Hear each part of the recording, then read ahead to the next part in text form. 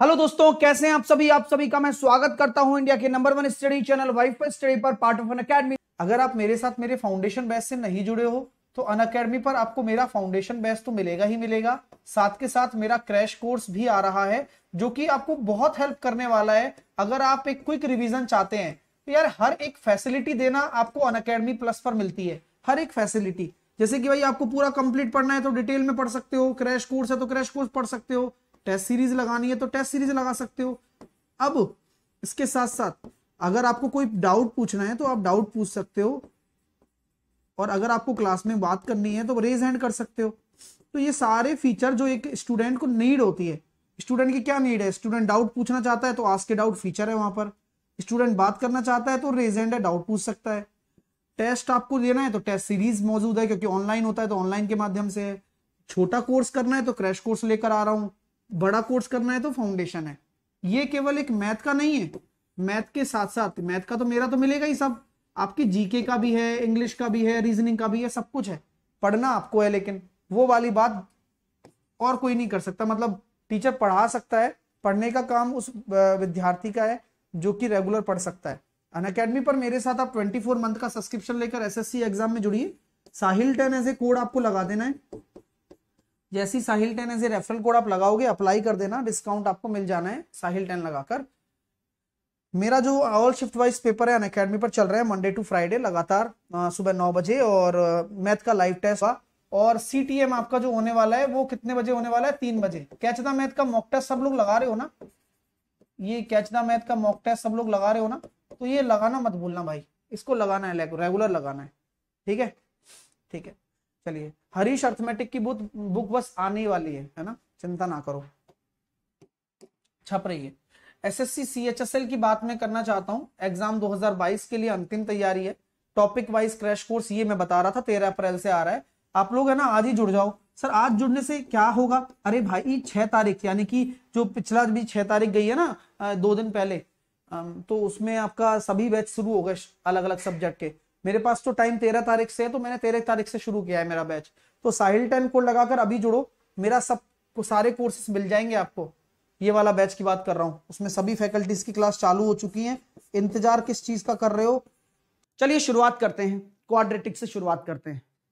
कृपया करके सब लोग शांति का योगदान दें, है ना, और जो मैं पढ़ा रहा हूं उसे बहुत अच्छे से पढ़ें। सटीक सटीक चीज होगी, बिल्कुल बिल्कुल सटीक चीज। बात कर रहा हूं क्वाड्रेटिक इक्वेशन की और अदर इक्वेशंस की। डायरेक्ट क्वेश्चन आता है सर क्या क्या आता है?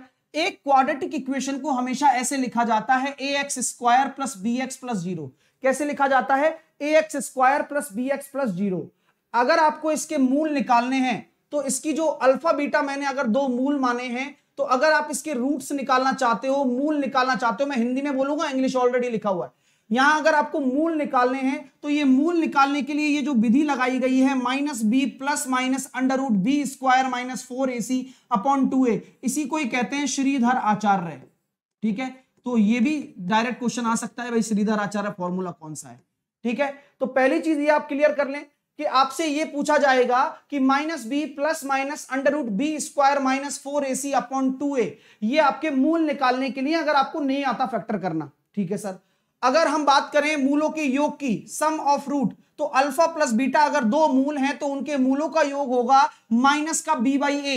यानी कि अगर क्वाड्रेटिक इक्वेशन दे रखी है तो आपको माइनस का बी बाई ए इसका मूल लेना है। ठीक है माय डियर।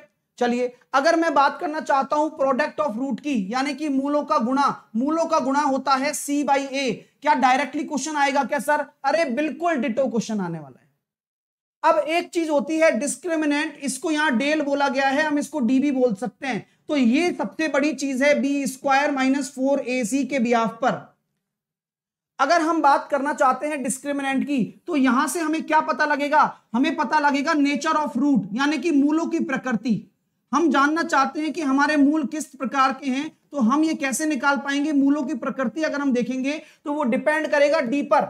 अगर डी आपका लेस देन 0 है, यानी कि डी आपका अगर 0 से छोटा है, तो आपके जो मूल होने वाले हैं कॉम्प्लेक्स कॉन्जुगेट होंगे।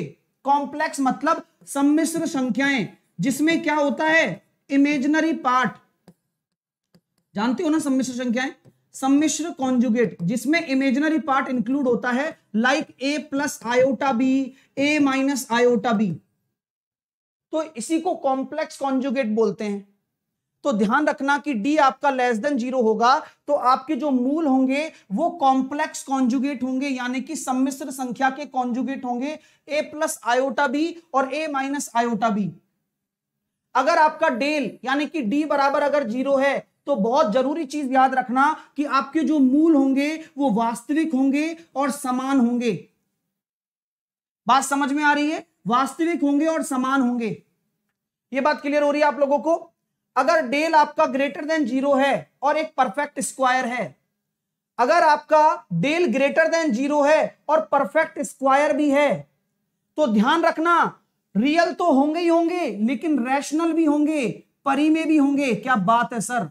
ऐसे नोट्स आपको कहीं मिल जाएं तो बता दीजिएगा मेरे को। तो क्वेश्चन ये भी पूछा जा सकता है कि परिमेय की क्या कंडीशन है, तो परिमेय की कंडीशन ये होगी कि आपका जो डेल है ना, डेल परफेक्ट स्क्वायर भी हो, पूर्ण वर्ग भी हो, तब जाके काम होगा। और मूल जो होंगे अनइक्वल होंगे, असमान होंगे लेकिन रियल होंगे। और अगर आपका not perfect square, del greater than 0 तो है लेकिन परफेक्ट स्क्वायर नहीं है, तो आपका इरेशनल रूट होगा और अनइक्वल होगा। क्या बात है? क्या बात है? ठीक है, तो बहुत बढ़िया चीज है, ये चीजों को दिमाग में रखें क्योंकि क्वेश्चन डायरेक्टली आएगा। जैसे कि कोई क्वाड्रेटिक इक्वेशन दे देगा 4x square minus 5x plus 6 बराबर 0, आप मुझे बताइए इस क्वाड्रेटिक इक्वेशन के मूलों की प्रकृति बताओ। बताओ मूलों की प्रकृति किस तरह से है। चलो एक एग्जांपल मैं इसलिए दे रहा हूं कि आपको कॉमन सेंस से इस चीजों को समझ पाओ आप। बोलिए। तो हम करेंगे सर डी को निकालेंगे हम। डी बराबर होता है B square minus 4ac। B कितना है हमारा? 5 है, तो 5 का स्क्वायर 25 हो जाएगा, माइनस 4, ए की वैल्यू 4 है और इसकी वैल्यू 6 है। यहां से मैं देख रहा हूं 25 माइनस 4 चौके 16 चौके 64, 16 6 96, तो यहां डी जो आ रहा है आपका लेस देन 0 आ रहा है, यानी कि आपके जो मूल होंगे वो एक तो इमेजिनरी होंगे और कॉम्प्लेक्स कॉन्जुगेट भी कहा जाता है। इमेजिनरी तो बोला जाएगा, इमेजिनरी पता रहता है लोगों को, लेकिन आपके ऑप्शन में मान लीजिए कॉम्प्लेक्स कॉन्जुगेट हुआ, कॉम्प्लेक्स कॉन्जुगेट यानी कि सम्मिश्र वाला, सम्मिश्र संयुग्मी, इसको बोलते हैं हिंदी में सम्मिश्र संयुग्मी। ये भी ऑप्शन मिल सकता है आपको, है ना? तो आपका आंसर ये वाला होगा। ठीक है, सम्मिश्र संयुग्मी, कॉम्प्लेक्स कॉन्जुगेट। सो बहुत तगड़ी चीज होती है भाई। और अगर आपको डिटेल में पढ़ना है तो आज 3 बजे इसी का सेशन होने वाला है, एज यू नो। ठीक है, जैसा कि आपको पता है। चलिए अब चलते हैं आगे। यहां तक हो गया कंप्लीटली। चलिए अगर मैं आगे बात करना चाहता हूं, यदि c बराबर 0, c बराबर a हो जाए तो जो रूट होते हैं वो एक दूसरे के रेसिप्रोकल होंगे, वो तो होना ही है, होना ही है। अगर c बराबर a हो जाए, क्यों हो जाए सर? ये कैसे है? आप कैसे बता रहे हो सर? ये कोई मजाक की बात है क्या? तो मैं कहता हूं भाई देख, अभी बताया था ना अल्फा इंटू बीटा क्या होता है? c बाई ए होता है ना? देखो alpha into beta c by A होता है ना? इसको मैं मिटा देता हूं जिससे कि आपको कोई दिक्कत नहीं आए, मतलब साफ साफ दिखता रहे। तो alpha into beta c by A होता है ना। अब c बराबर a हो जाएगा तो अल्फा इंटू बीटा बराबर 1 हो जाएगा। तो यही तो बोला गया है कि अगर आपका c बराबर a हो गया तो जो आपके मूल होंगे ना एक दूसरे के व्युत्क्रम होंगे। क्या बात है सर? बहुत बढ़िया बात है ये तो। चलिए एक चीज ये क्लियर हो गई। अगर आपका b 0 हो जाए तो, यानी कि अगर आपका ये वाला हिस्सा 0 हो जाए, ये वाला हिस्सा ये हो ही ना, तो क्या बोला गया है कि जो आपके मूल होंगे आपका मैग्नीट्यूड जो होगा अपोजिट इन साइन होगा। बहुत बढ़िया यार, ये कितनी प्यारी चीज बता रहे हैं, है ना? चलिए तो जैसे कि A B C are rational है, तो आपका एक रूट अगर कॉन्जुगेट है p प्लस आयोटा क्यू, तो दूसरा रूट अपने आप क्या हो जाएगा? p minus iota Q. अगर आपका एक root p plus root p है, जैसे कि कॉन्जुगेट रूट जानते हो ना, जैसे कि मैंने ऐसा दे दिया आपको, एक क्वाड्रेटिक इक्वेशन का ये रूट है, तो दूसरा क्या होगा बताओ? कॉन्जुगेट रूट जानते हो ना, एक अगर ये मूल दे रखा है क्वाड्रेटिक का तो दूसरा मूल क्या होगा? बोलो बोलो बोलो बोलो। अगर किसी क्वाड्रेटिक इक्वेशन का एक मूल ये है तो दूसरा मूल हो जाता है इसका संयुग्मी। वाह यार, मतलब ये कॉन्जुगेट रूट्स होते हैं। बहुत बढ़िया। अगर मैं कह देता हूं एक क्वाड्रेटिक इक्वेशन का मेरा ये रूट है,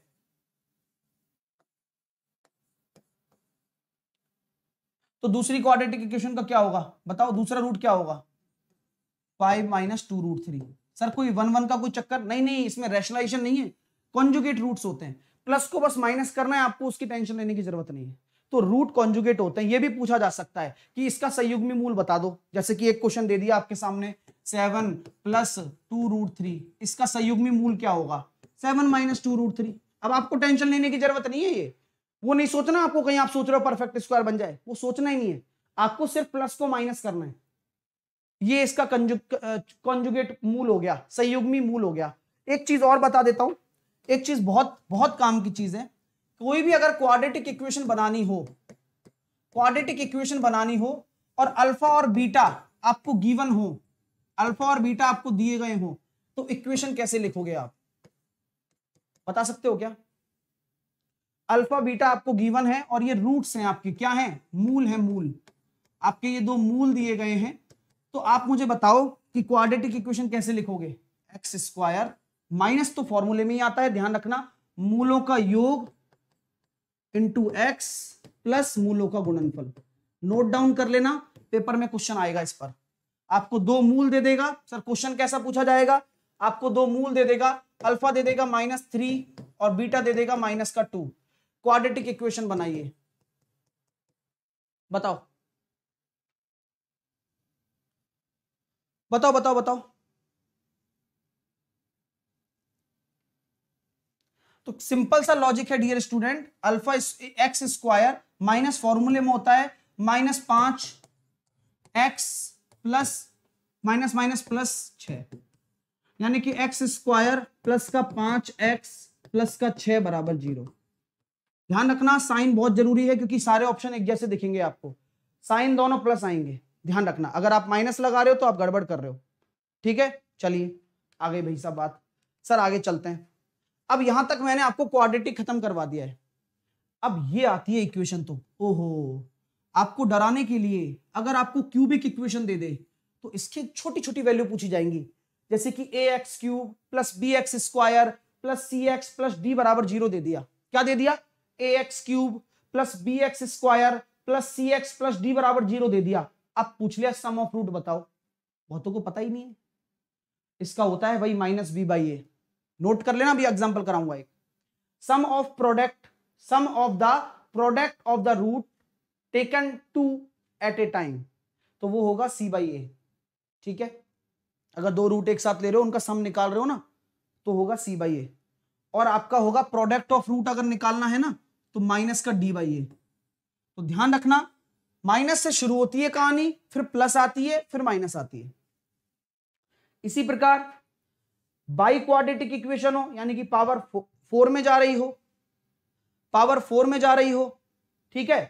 हाँ देखो, एक भाई कह रहा है, एक मतलब कुछ लोगों को पता है एक ही चीज लगती है, अभी तो हम चाय पी लेते हैं या हम किसी से बात कर लेते हैं या चैटिंग कर लेते, पीडीएफ दे देना भाई। पीडीएफ देने से अगर तुम्हारी पढ़ाई हो जाती ना, तो तुम सब टॉपर होते। जो चीज सिखा रहा हूं रियल टाइम सीखी जाती है दोस्तों। पीडीएफ, करोड़ों पीडीएफ पढ़ी है तुमने, कितनी प्रैक्टिस कर ली, खुद के जहन से पूछना एक बार आप। अगर आपके पास बहुत सारी पीडीएफ पढ़ी होंगी, करीबन आपके पास 1000 पीडीएफ तो होंगी, तो आपने कितनी कर ली उनमें से एग्जाम के टाइम? एग्जाम के टाइम जो ये चीज मिल रही है अभी पढ़ लो, रियल टाइम यही दिमाग में रहेगा पेपर में, ठीक है। हाँ चलिए, तो आगे हम बात करते हैं, ठीक है। हाँ, तो यहां पर हम सारी चीजें क्लियर हो रही है। प्रोडक्ट मतलब गुणनफल होता है मूलों का, वो कितना होता है माइनस का d/a होता है। इसी प्रकार अगर आपके 4 क्वाड्रेटिक है, जैसे ax4 bx cube cx square dx plus e है, तो minus b/a plus c/a minus d/a plus e/a। तो ये बहुत तगड़ी चीजें हैं जो हम आपको क्यूबिक और बाई क्वाड्रेटिक में बता रहा हूं मैं आपको, क्लियर है, इसको दिमाग में रखिएगा, है ना। तो दिमाग में इस चीज को रखें कि कैसे हमें निकालना है। और माइनस प्लस चल रहा है, देखो माइनस प्लस, शुरू में हमेशा क्या निकलता है, सारे के सारे रूटों का सम और सारे के सारे रूटों का गुणनफल। क्वेश्चन कैसे आता है बता देता हूं।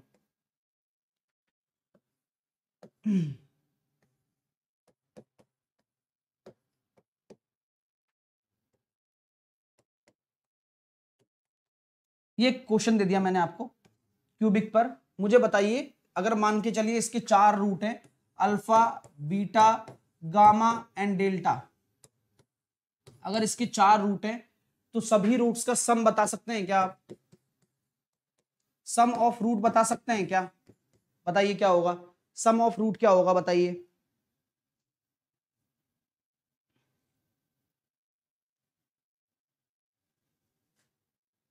तो सम ऑफ रूट अगर बताएंगे तो क्या होगा? तो अगर हम ध्यान से देखते हैं दोस्तों, तो हम जानते हैं कि ये a होता है कोफिशिएंट, ये b होता है, ये c होता है, ये d होता है। इसके कोफिशिएंट तो हमें पता होने चाहिए। तो सर सम ऑफ रूट होता है माइनस बी बाई ए। तो माइनस बी कितना है 2, ए कितना है 3, -2/3। अगर मैं इन सबका प्रोडक्ट ऑफ रूट पूछ लूं तो गुणनफल तो कितना होगा? सर माइनस होता है, फिर प्लस आता है, फिर माइनस आता है, माइनस, क्योंकि 3 है ना। अब 2 होते तो माइनस प्लस चलता है, minus B by A C by A. ठीक है, अब 3 है ना, तो minus B by A C by A और डी बाई ए माइनस में, तो डी बाई ए, तो डी कितना है 4/3, माइनस में होंगे दोनों। ठीक है, समझदार के लिए इशारा काफी है। लाइक करते रहिए, शानदार चीज आप सीख रहे हो। ये और स्टूडेंट नहीं करके आएंगे, केवल आप करके आओगे, ये भी मुझे पता है। ठीक है, चलिए, तो आप टेंशन क्यों लेते हो? मैं हूं ना, हर जगह हर एक चीज ऐसी बताऊंगा जो वाकई में आपको लगेगा कि यार ये पेपर में आते हैं और हम हमेशा छोड़ के आ जाते हैं। अब इस चीज को ध्यान से देखिए, सर सी बाई ये क्या है यहां पर? Sum of the product of the root taken 2 at a time. जैसे कि मैं अगर आपसे पूछ लूं कि मैंने एक साथ 2 ले लिए, जैसे कि अल्फा बीटा, उनका प्रोडक्ट ले लिया, और गामा और अल्फा ले लिया, गामा और डेल्टा ले लिया, इनका सम कितना होगा? समझ रहे हो मेरी बात? कहने का मतलब क्या है? Sum of the product of root taken 2 at a time. अगर मैं कोई भी 2 ले लेता हूं, जैसे कि मैंने अल्फा बीटा ले लिया, अल्फा डेल ले लिया, डेल बीटा ले लिया, प्लस और ये क्या बचा? डेल अल्फा, है ना, बाकी तो नहीं बचे कोई, है ना, अल्फा बीटा। तो अगर हम 2 कोई भी एट ए टाइम ले लेते हैं तो वो सी बाई ए होता है। ठीक है, वो लैंग्वेज से आपको समझ में आ जाएगा, कोई दिक्कत वाली बात नहीं है। ठीक है भाई, चलो, वैसे ये थोड़ी सी हाई लेवल की चीज है, लेकिन क्या पता क्वेश्चन पूछ ले तो पूछ ले, उसमें कोई शर्म तो है नहीं उसको, है ना। चलिए, तो ये सारी चीजें आपकी आसान है और आसानी से आप समझ सकते हो। अब चलते हैं हम आगे, क्वेश्चन क्या क्या आता है। इसके अलावा एक क्वेश्चन आपसे पूछा जाता है,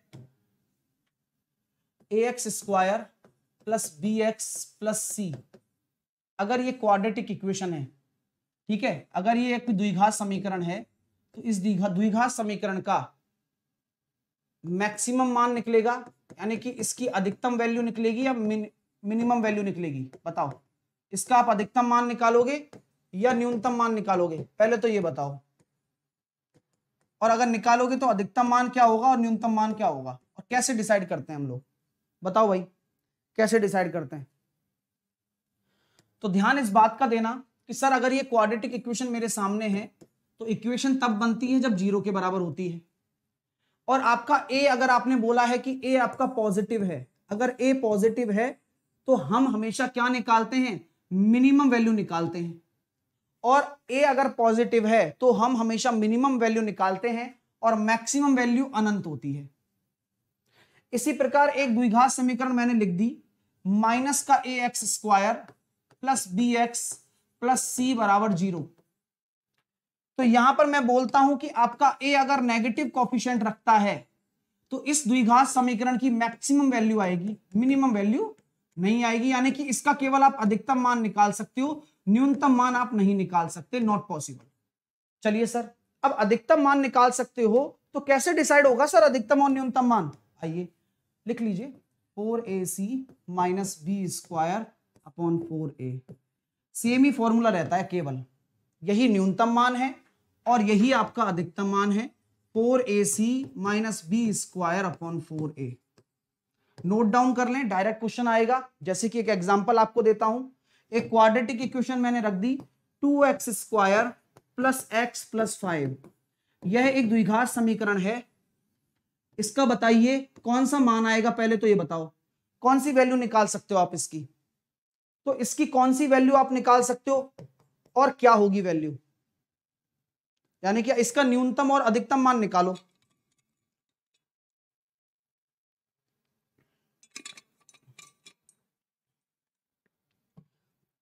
और जो भी विद्यार्थी ऐसे कर रहे हैं ना, अरे ये कौन से चैप्टर से है, ये भी आते हैं क्या? वही विद्यार्थी हैं जिन्होंने 2 साल तक किताबें नहीं खोली, क्वाड्रेटिक को समझा नहीं, या जहां भी पढ़ा है वहां पढ़ाया नहीं गया है। क्योंकि पेपर में क्वेश्चन आएंगे और आप एक दूसरे की शक्ल देखना, और वो बच्चा करके आएगा जो इस क्लास में मौजूद है अभी इस समय। चलिए, तो क्या हम ये कह सकते हैं कि इस क्वेश्चन को कैसे कर पाएंगे आप? अरे सर सिंपल लॉजिक है कि ये आपका ए है, ये आपका बी कितना है, बी बराबर आपका 1 है, ए बराबर आपका 2 है, सी बराबर आपका 5 है। और अगर डिटेल में पढ़ना है तो मैं आज 3 बजे पढ़ाऊंगा ही वैसे तो इन चीजों को। तो एक बार देख लीजिए, 4ac, 4a कितना है 2, c कितना है अपना 5, minus B square upon 4a, तो 8 5 40, 39/8, ये आपकी क्या है, मिनिमम वैल्यू है। ठीक है, 39/8। ठीक है, तो ध्यान रखना 39/8 आपका राइट आंसर आने वाला है। ठीक है, तो ये आपकी क्या होगी, मिनिमम वैल्यू होगी। मैक्सिमम वैल्यू क्या होगी, ये सर मिनिमम वैल्यू होगी। सर क्यों होगी मिनिमम वैल्यू, बता सकते हैं? क्योंकि coefficient of A is greater than 0, और अगर मैक्सिमम वैल्यू हम निकालेंगे तो maximum value will be infinite, केवल मिनिमम वैल्यू वाले केस में। ठीक है, चलिए, तो ध्यान रखना ऐसा कोई फर्क नहीं है सर। इसमें क्या होगा, इसमें हमारे क्या होगी, मैक्सिमम वैल्यू होगी, और सेम फॉर्मूला ही होने वाला है।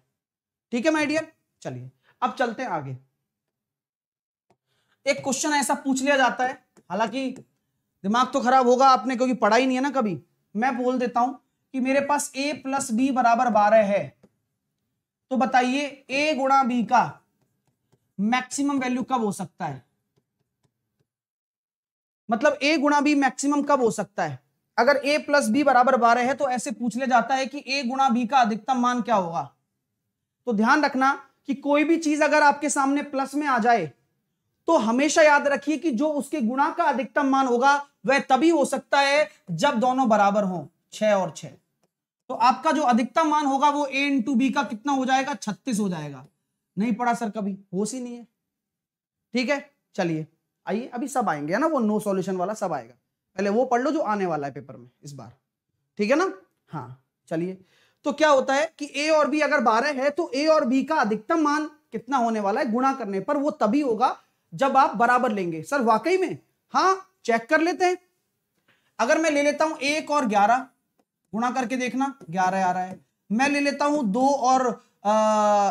और 10, 12 हो रहा है ना योग, तो कितना आ रहा है, 20 आ रहा है। मैं ले लेता हूं 3 और 9, 27 आ रहा है। तो आप ऐसे करते रहना, केवल 6 और 6 पे बराबर आएगा। चेक कर लेना, इतना समय अभी है नहीं है ना डिटेल में बताने का। चलिए आगे चलते हैं। अगर मैं एक क्वेश्चन दे दूं आपको, इसी प्रकार से क्वेश्चन देना चाहता हूं कि मैंने बोल दिया कि a + b = 12 है।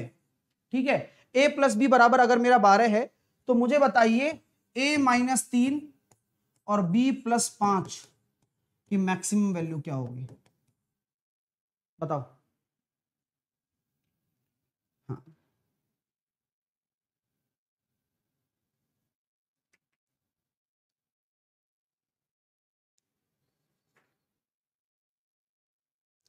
इस क्लास को वही बच्चा उपयोगी बना पाएगा जो वाकई में सिलेक्शन के काबिल है। ध्यान रखिएगा, है ना, क्योंकि ऑब्वियस सी बात है, क्योंकि अब कुछ लोगों को 6 × 6 ही करना नहीं आ रहा, तो उसमें फिर अब टीचर भी क्या करेगा। टीचर तो वो प्रयास कर सकता है जो एग्जाम टाइम में उन विद्यार्थियों को हेल्प हो सके जिन्होंने लगातार मेहनत करी है। ठीक है ना, हाँ ठीक है। तो अब एक कुछ बेवकूफ लोग भी ये पूछ रहे हैं आपको कैसे पता ये आएगा, क्योंकि तुम्हें नहीं आता ना ये चीज, इसलिए मुझे बताना है कि भाई ये आएगा तो कैसे करेंगे, क्योंकि जब आएगा तो तुम्हें पता ही नहीं चलेगा कि क्या आंसर होने वाला है।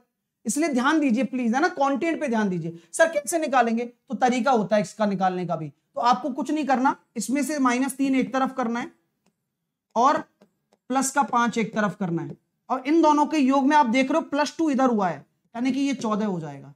तो इसकी वैल्यू 7 और 7 होनी है। तो 7 और 7 आपकी मैक्सिमम वैल्यू कितनी हो जाएगी, 49। ठीक है, इसकी मैक्सिमम वैल्यू कितनी हो जाएगी, 49। क्योंकि मैंने कुछ नहीं किया, मैंने इस तरह की एक्सप्रेशन बना दिए यहां पर, जहां पर ये a - 3 है, ये b + 5 है।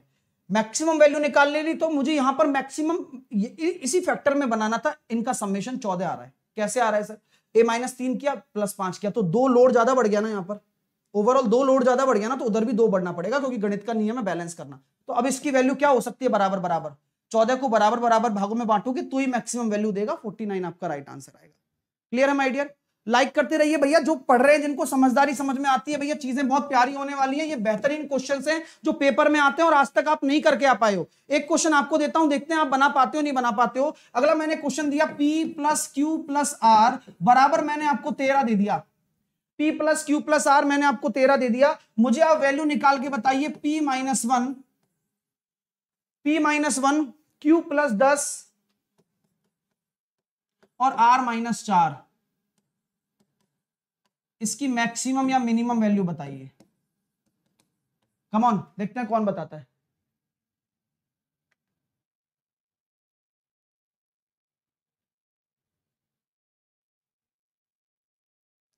तो सर हम देख पा रहे हैं और आपने बहुत अच्छे से क्लियर कर दिया है कि यहां ओवरऑल कितना आ रहा है, 5 और 5, यानी कि यहां 5 इंक्रीज होगा, यानी कि यहां -1 कर दूंगा, यहां +10 कर दूंगा, लेकिन मुझे फर्क नहीं पड़ता, यहां -4 करूंगा, ओवरऑल यहां 5 करना है मेरे को। क्योंकि देखो ना, 10 प्लस का है, माइनस का 5 है, तो 18 को आप 3 भागों में बांट दो, तो ये जो 3 भाग होंगे वो 6 इंटू 6 इंटू 6 होंगे, यानी कि आपका जो मैक्सिमम वैल्यू आ जाएगा वो 216 आ जाएगा। 216 आपका मैक्सिमम वैल्यू हो जाएगा।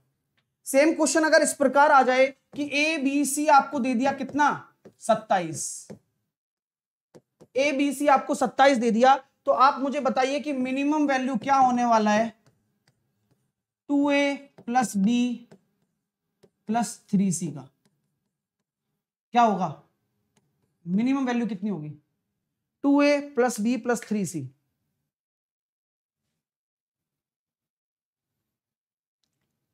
तो ये आप सब लोग जानते हैं डियर कि यहां पर अगर मैंने 27 दे दिया तो यहां मुझे क्या रखना पड़ेगा, ए बी सी को बराबर रखना पड़ेगा, तभी हमारे पास वैल्यू प्राप्त हो पाएगी। तो 3 दूनी 6 प्लस 3 9 और 3 3 9, तो ये हो गया 9 और 3 12 और 6 18, इसकी मान आ जाएगा आंसर। ठीक है माय डियर, तो ये एक अलजेब्रा का भी पार्ट हो गया और ये आपकी सारी चीजें क्लियर हो गई। इस पे एक क्वेश्चन और बनता है, जैसे कि आपने कभी कभार देखा होगा P Q R S T बराबर, अगर मैंने आपको 1 दे दिया, P Q R S T बराबर मैंने आपको 1 दे दिया, मुझे निकालनी है value 1 plus P 1 plus Q 1 plus R 1 plus S 1 plus T, क्या होगी बताओ? मैक्सिमम वैल्यू क्या होगी इसकी? मैक्सिमम वैल्यू क्या हो सकती है?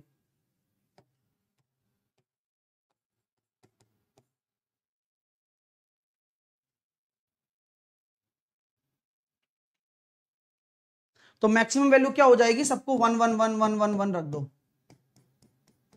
तो कितना हो जाएगा? 2 इंटू 2 इंटू 2 इंटू 2 इंटू 2, 2 दूनी 4 दूनी 8 दूनी 16 दूनी 32, 32 is the maximum value of this expression.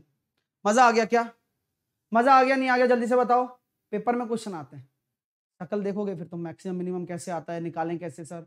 तो मैक्सिमम मिनिमम का मैंने ऑल कॉन्सेप्ट क्लियर कर दिया, इससे बाहर कुछ भी नहीं जाएगा आपके पेपर में, बिल्कुल आसान क्वेश्चन है, लेकिन पता है तो सही, कोई पढ़ाएगा नहीं तुम्हें इन चीजों को, ठीक है ना? चलिए, तो मैंने आपको पढ़ा दिया है, ठीक है, कोई दिक्कत नहीं होनी चाहिए। बढ़िया तरीके से लाइक वाइक करते रहिए, इसी तरह से आप पढ़ते रहेंगे टॉप क्लास कंटेंट जो पेपर में आता है। अब चलते हैं आगे। अगर मैं बात करना चाहता हूं लीनियर इक्वेशन की, अगर दो लीनियर इक्वेशन आपके सामने दी गई होंगी, हमेशा आपसे बोला जाएगा कि इन दोनों इक्वेशन के अद्वितीय हल हो तो क्या शर्त होती है? अगर अद्वितीय हल हो यानी कि यूनिक सॉल्यूशन हो, तो दिमाग में रखिएगा a1 upon a2 not equals to होगा b1 अपॉन b2 के, यानी कि एक ही हल होगा जो कि एक दूसरे को इंटरसेक्ट करेगा, लाइनें आपस में एक दूसरे को क्या कर रही हैं? इंटरसेक्ट कर रही हैं डियर, ठीक है माय डियर। अगर हम बात करें a1 अपॉन a2 बराबर b1 अपॉन b2 बराबर c1 अपॉन c2 है, यह तभी संभव है जब लाइनें एक दूसरे के ऊपर ऊपर चल रही हो, यानी कि कितनी बार काट रही हैं? अनंत बार कोइंसाइड हो रही हैं, यानी कि ये किसके लिए होता है? अनंत हल हो। अगर किसी भी दो लाइनों के अगर अनंत हल हो तो इस तरह से आप a1 upon a2 b1 upon b2 c1 upon c2 लगा सकते हैं। इसकी डिटेल क्वेश्चंस में आज आपको कराने वाला हूं 3 बजे वाले क्लास में, तो आपको रिवीजन भी हो जाएगा। आ जाना 3 बजे जिसको सिलेक्शन लेना है, क्योंकि ये जो तैयारी चल रही है ये सिलेक्शन के लिए चल रही है और इससे बेस्ट कुछ हो नहीं सकता दोस्तों। अगर आप पढ़ने वाले विद्यार्थी हैं तो समझ सीखिए, है ना? हीरे की परख तो सुनार जानता है, तो आप सब सुनार हैं भाई। चलिए सर, अचानक ही ऐसे क्वेश्चन क्यों? मतलब क्या डाउट है तुम्हारे यार? ये है, सीखिए ना आप लोग। जब बोल रहा हूं पेपर में ये क्वेश्चन आने वाले हैं तो तुम टेंशन क्यों ले रहे हो इस चीज की, है ना? पढ़ाई करके जाओ बस। नो सॉल्यूशन, अगर आपके पास कोई सॉल्यूशन ना हो, और ये अचानक नहीं है, ये मैं जब कंटेंट पढ़ाता हूं, जैसे अलजेब्रा का पार्ट है, ये क्वाड्रेटिक का पार्ट है, तो मेरे नोट्स में ये सब होता है ना? जब मैं पढ़ाता हूं तो ये सब चीजें पढ़ाता हूं। आइए अभी यार इसमें परसेंटेज में कैसे पढ़ाता है इन चीजों को। अगर हम बात करना चाहें तो यहां पर आपके सामने आम नहीं, मतलब गुटली गिन रहे हैं, आम नहीं खा रहे। अगर आपके सामने नो सॉल्यूशन हो तो लाइन आपस में पैरेलल होंगी, तो ये कंडीशन आप दिमाग में रखें, ठीक है? यहां पर नॉट इक्वल टू होगा। चलिए एपी की बात करते हैं। कल हमने कहा था कि भाई एपी को दोबारा पढ़ेंगे। तो एपी क्या होता है, कभी भी आपसे पूछ ले एन पदों का योग, मतलब एन पद, एनवा पद निकालना है, तो यहां पर दो कुछ चीजें हैं, मैंने सब कुछ लिख रखा है। अगर आपको एनवा पद निकालना है तो प्रथम पद दे रखा होगा n-1 इंटू डी दे रखा होगा। तो मैं आपसे एक चीज पूछना चाहता हूं, जो आप बार बार परेशान करते हो ना मेरे को कि +1 क्यों करते हो। मैं कहता हूं आपसे कि 37 से लेकर अगर मुझे 69 तक जाना है, 37 से लेकर मुझे 69 तक जाना है, तो मुझे बताइए कितने पद होंगे, n कितना होगा अगर सार्वधातुक 1 है। बताइए n कितना होगा कि सार्वधातुक अगर 1 है। अगर मुझे 37 से लेकर, तो nवा पद वाला केस लगता है वो, अब दिमाग में बैठेगा तुम्हारे, सर कैसे? अरे भाई 69 पद पर आपको जाना है, आप शुरू कहां से कर रहे हो? प्रथम पद आपका 37 है, ठीक है सर, प्लस n-1 और d कितना है? 1 है। तो मैं यही तो करता हूं, इसमें से ये घटा देता हूं, 69 में से 37 घटा दिया पहले, है ना? कितना निकल कर आया सर? ये निकल कर आया 32, और एक जोड़ देता हूं, तो ये समझ में आ गया भाई एक कहां से आता है, तो नंबर ऑफ टर्म्स निकल कर आ जाती है 33। तो कितनी संख्याएं हैं ये? 33 संख्याएं। आई बात समझ में? अब बुद्धि खुल रही है थोड़ी सी कि कैसे किया जाता है वो, प्लस का 1 कहां से आता है। अब क्लियर हो गया, क्योंकि जो n-1 होता है ना और सार्वधातुक 1 होता है, तो ये प्लस का माइनस का 1 इधर आके प्लस का 1 हो जाता है। क्लियर? चलो ये होता है बात, इसलिए आपसे मैं कह देता हूं कि लो भैया निकाल के बताओ 67 से लेकर 138 तक कितनी संख्याएं हैं, कितने नंबर्स हैं बताओ। तो आप 2 मिनट में निकाल दो। खंबे गिनने हो, खंबे भी गिनवाता हूं ऐसे ही मैं आपको। तो सेम चीज कॉन्सेप्ट काम करता है सर, इसमें से ये घटा दो, 138 में से 67 घटा दिया, +1 कर दिया। यानी कि अगर मैं बात करता हूं तो 139 में से 67 घटाने वाली बात है, 9 में से 7 गया तो 2, ये हो जाएगा 72। तो कितनी संख्याएं हो गई? 72 आपकी संख्याएं हो गई। ठीक है, ऐसे होता है। ठीक है माय डियर, अच्छा लग रहा है भाई? खींच के लाइक करो और शेयर करो सब विद्यार्थियों तक जिनके ये काम आ सके, जिनका भविष्य ये निर्माण कर सके क्लास। चलिए, तो उम्मीद करता हूं चीजें क्लियर हो रही हैं। तो एनवा पद निकालने का तरीका ये हो गया भाई, समझ में आ रही है बात? सर दूसरा तरीका भी तो कुछ होता होगा।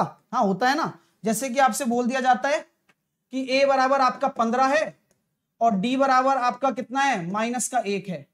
आपसे बोला जा रहा है कि आप निकालिए छठवां पद, 6th टर्म निकालिए। आप निकाल के बताओ 6th टर्म क्या होगी? बोलो 6th टर्म क्या होगी, यानी कि T6 क्या होगा? तो a आपका 15 दे रखा है, प्लस n-1 कितना है?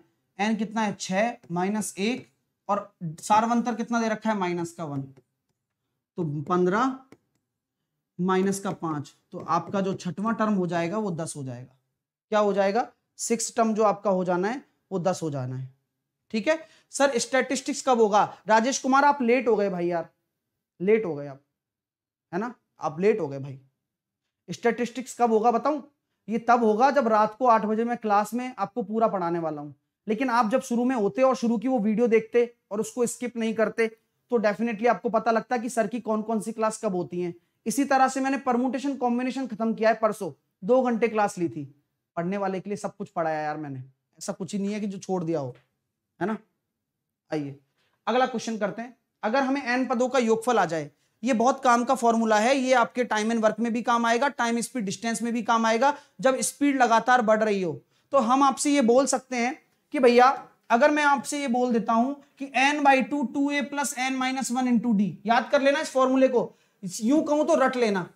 सर इस पे क्या काम आता है भाई? ऐसे काम आता है मान लीजिए कि किसी ट्रेन है, कोई किसी ट्रेन की प्रारंभिक स्पीड, इनिशियल स्पीड कितनी है, 15 किलोमीटर पर आवर है, 15 किलोमीटर पर आवर, ठीक है। और वह हर घंटे में अपनी स्पीड को 5 किलोमीटर पर आवर क्या कर देती है, इंक्रीज कर देती है। हर घंटे अपनी स्पीड को 5 किलोमीटर पर आवर इंक्रीज कर देती है। तो ये बताइए 5 घंटे में कितनी दूरी तय करेगी।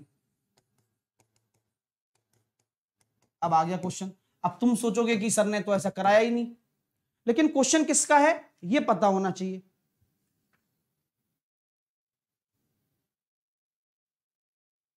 एक कह रहा है नंबर सिस्टम कब होगा, इस कमलेश को पता ही नहीं कि कल सर ने नंबर सिस्टम पढ़ा दिया। ऐसे बच्चे हैं, बताओ। अब फिर ये दोष भी देते हैं, आज आए हैं और जिम्मेदारी पूरी ले लो सर आप।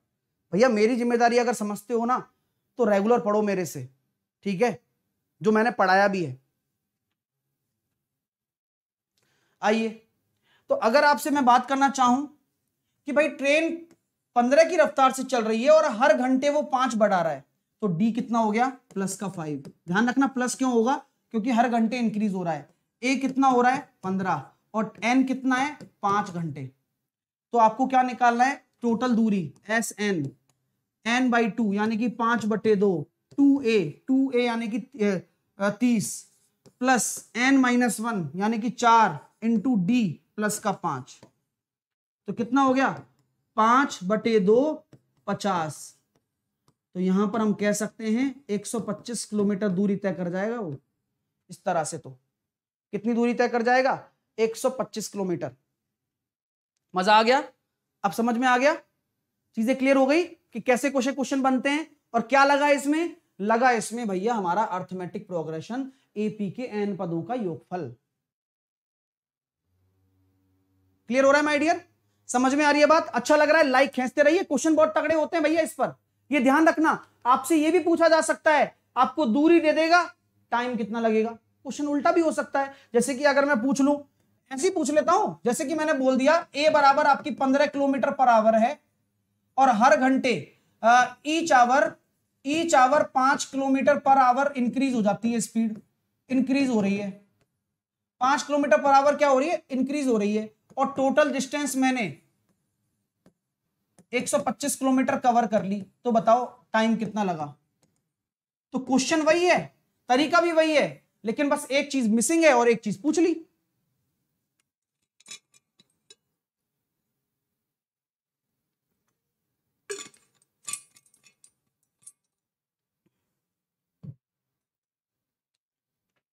हम्म, 30 कैसे, ये कैसे, वैल्यू पुट नहीं हो रही इनसे, नालायकों से। देखो, तो हम कह सकते हैं कि भाई 125 टोटल है, n/2 हमें निकालना है, वही हमारा टाइम होता है। 2a यानी कि 30 हो गया। अब 30 कैसे आया फिर भी नहीं पता चलेगा, अरे भाई 2a फॉर्मूले में होता है, ये 2a और a बराबर हमारा 15 है, तो 30 आ गया। 15 को 2 से गुणा करते हैं तो 30 आता है, प्लस n माइनस 1, n निकालना है, -1 तो है ही, और d कितना है 5, प्लस का होगा। सॉल्व करेंगे सर, 250 आ गया, 250 बराबर n into 30 plus 5n minus 5। तो ये देखो कॉम्प्लिकेटेड हो जाता है, मतलब अलग अलग टाइप के क्वेश्चन बनते हैं इसी तरह के, तो आपके जैसे पूछे जाए वैसे उसी हिसाब से करना, ठीक है। अब यहां n बराबर आप 5 रखोगे ना, तो देखो 50 और 5 250, ठीक है। तो n बराबर 5 आपका राइट आंसर आ जाएगा। वैसे क्वाड्रेटिक सॉल्व करना पड़ेगा। तो मेरी बात समझ में आ गई आपको, 5 कॉमन भी ले सकते हो आप लोग, ठीक है। चलिए आगे चलते हैं।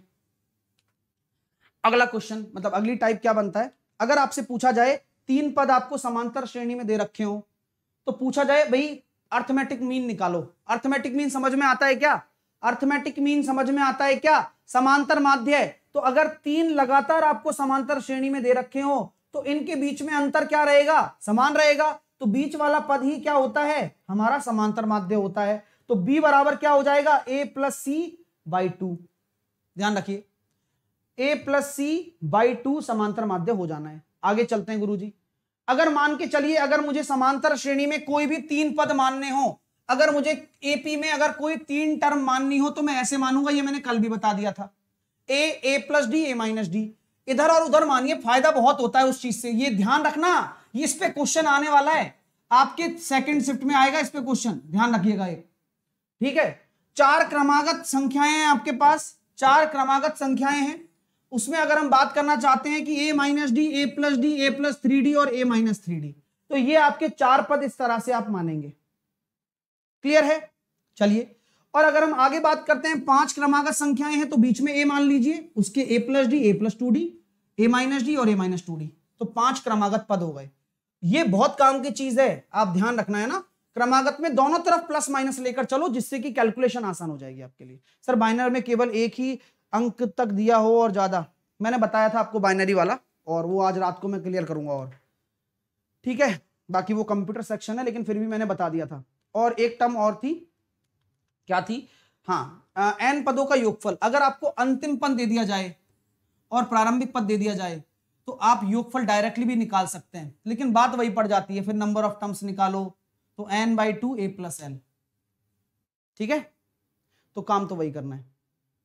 सर क्वेश्चन करा दीजिए, क्वेश्चन करा दिए भैया, 2 साल से क्वेश्चन ही करा रहा हूं, अब रिवीजन चल रहा है ना। और आज तुम सोच रहे हो कि आज क्वेश्चन करने से मैं सब कुछ फोड़ फाड़ दूंगा, पेपर मेरा सारा क्रैक हो जाएगा, तो ये तुम्हारी गलत फहमी। अगर तुमने आज तक कुछ प्रैक्टिस ही नहीं करी, तो तुम बस मट्टी पलीत कर रहे हो, कुछ नहीं है। समझ रहे हो मेरी बात? क्वेश्चन तब किए जाते हैं जब पूरे 2 साल से आप तैयारी कर रहे हो, और अब ये रिवीजन चल रहा है, फॉर्मूला रिवीजन पहले ही बता दिया है, और इससे बेटर रिवीजन हो नहीं सकता। चलिए भैया, ज्योमेट्रिक प्रोग्रेशन, जीपी के क्वेश्चन कैसे आते हैं सर, वो भी मैं बताऊंगा, लेकिन फॉर्मूले नोट कर ले आप। nवां पद अगर आपको निकालना हो, nth टर्म आपको निकालनी हो, तो a r⁻n-1 होता है। यहां r क्या होता है? कॉमन रेशो होता है। पता है तुम्हें r क्या होता है? कॉमन रेशो होता है। और अगर आपको n पदों का योगफल निकालना हो, तो a r⁻n-1 upon r-1, a r⁻n-1 upon r-1। अरे ये वही लोग हैं टॉप 50 क्वेश्चन वाले, मैथ के ये प्रश्न कर जाओ, बेड़ा पार लग जाएगा। वाह भाई वाह, ऐसे मैथ हो रही होती तो कम से कम कितने क्वेश्चन करा दिए होंगे मैंने तुम्हें? 10 से 15,000 क्वेश्चन करा चुका हूं, 15,000 क्वेश्चन सभी क्लासेस को मिला दूं तो, और भी ज्यादा। चलिए, अब क्वेश्चन करने हैं इनको। डेली रात को 8 बजे सेशन चलता है, रिवीजन करो, ये डायरेक्ट फॉर्मूले बेस्ड क्वेश्चन आते हैं आपके, ज्यादा टफ नहीं आएगा पेपर। तो nth टर्म का आपके सामने अगर योग निकालना हो, तो वो क्या होता है? a into r⁻n-1 upon r-1, a into, हाँ ठीक है, a into r⁻n-1 upon r-1। अगर आपको अनंत पदों का योगफल निकालना हो, इस पे क्वेश्चन आता है, अनंत पदों का योगफल निकालना हो तो कैसे निकालेंगे? a upon 1 - r। ठीक है, याद रखना इस चीज को। अगर आपको ज्योमेट्रिक मीन निकालना हो तो कैसे निकालेंगे? 3 पद अगर आपको जीपी में दे रखे हैं, तो b बराबर √ac होता है। ये सब पे क्वेश्चन बन रहा है।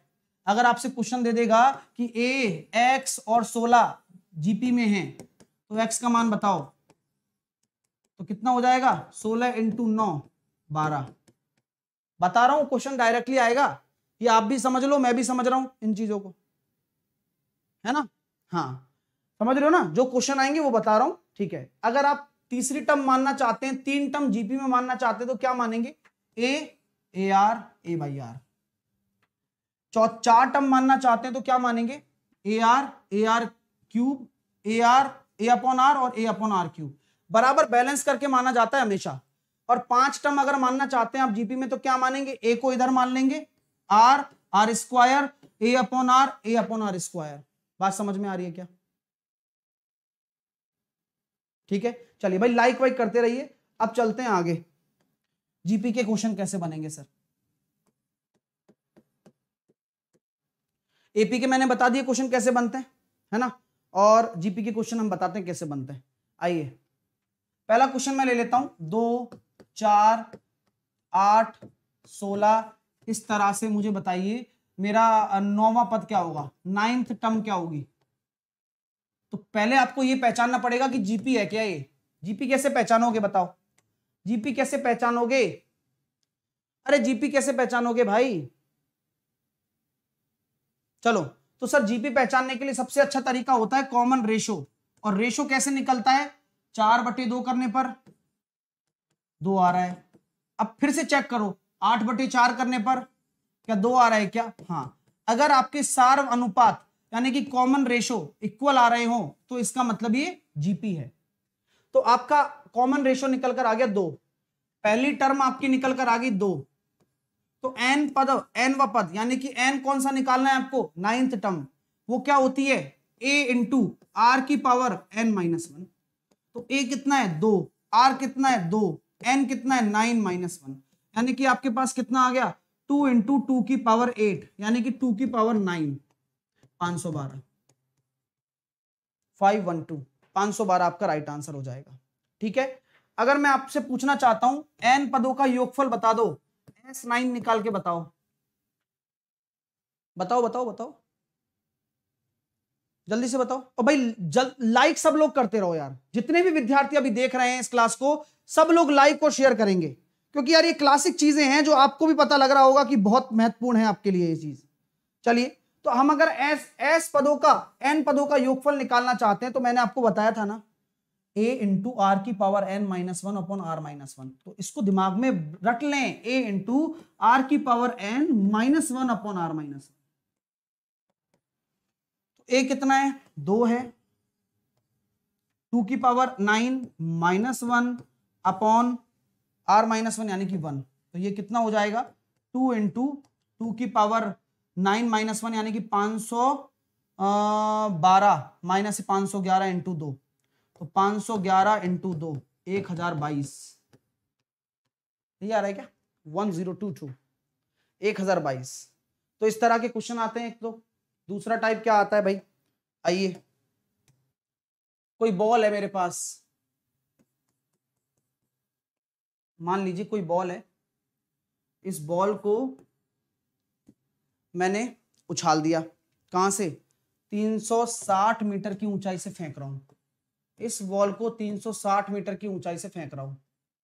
अब फेंकने के बाद क्या होता है, जब ये नीचे गिरती है ना, तो नीचे गिरने के जस्ट बाद ये उछलती है, और केवल वो जितनी ऊंचाई से गिरी है उसका केवल वह 2/3 ही उछलती है, 2/3, मतलब इतनी जंप खाती है। फिर यहां से गिरेगी,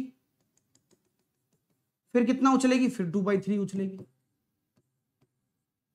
तो ये बताइए, यह रेक्टिलिनियर मोशन में, कौन से मोशन में, रैखिक गति में कितनी दूरी तय करेगी, डिस्टेंस कितनी कवर करेगी, टोटल डिस्टेंस बताओ, कितनी डिस्टेंस कवर करेगी।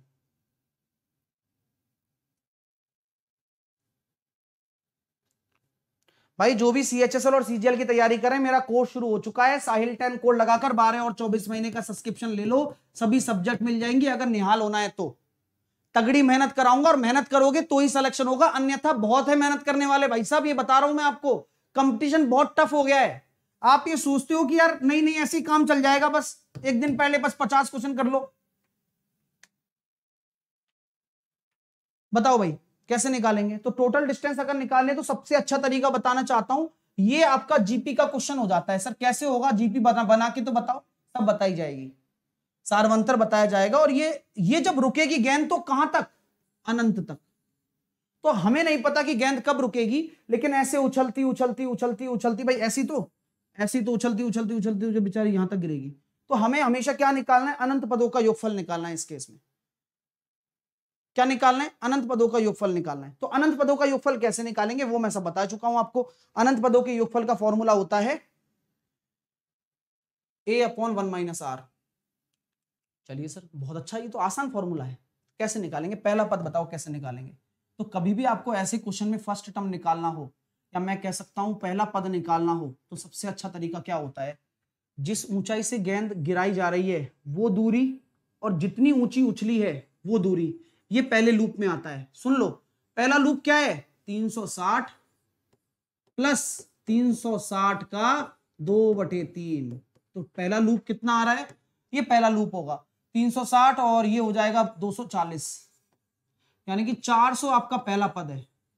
इसी प्रकार अगर आप सेकंड पद निकालना चाहते हो तो क्या होगा, सुनिएगा, यहां से गिरी है ना, यानी कि ये कितनी गिरी, 240 से गिरी और फिर 240 का 2/3, 240 से गिरी प्लस फिर 240 का 2/3, तो ये दूसरा पद आ जाएगा, कितना आ रहा है, ये हो जाएगा हमारे पास 8 दूनी 16, 160 और 160 और 40, ठीक है।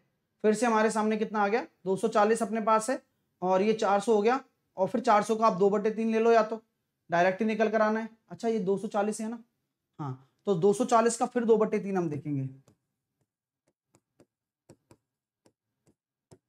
कितना निकल कर आ रहा है हमारे पास, 240 का 2/3 160, और वो 360 और 240 वो 600 होगा ना, मैं वही सोचू 600 होगा ना ये तो, और फिर ये 400 हो जाएगा, हाँ दूसरा रो, तो बस बन गया, हमें तो वही चाहिए, ठीक है। हाँ वो 600 होगा और ये 400 हो गया, फिर बन गया अपना।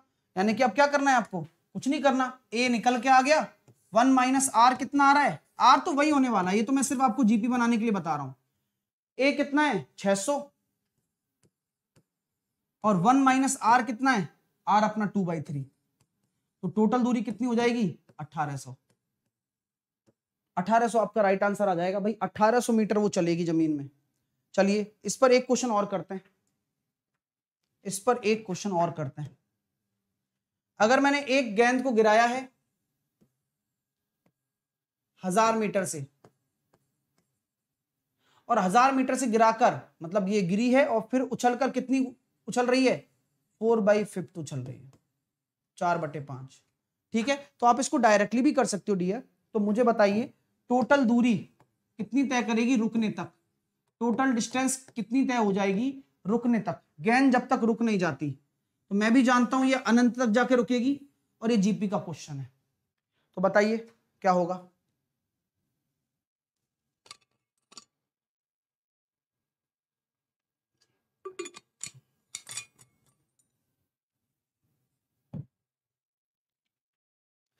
हाँ, जिन लोगों ने ये पढ़ाई नहीं है उनको लग रहा है सिलेबस से आउट है, जबकि भाई जब आएगा तो याद आएंगे, नहीं आएगा तो नहीं आएंगे याद, क्या दिक्कत है।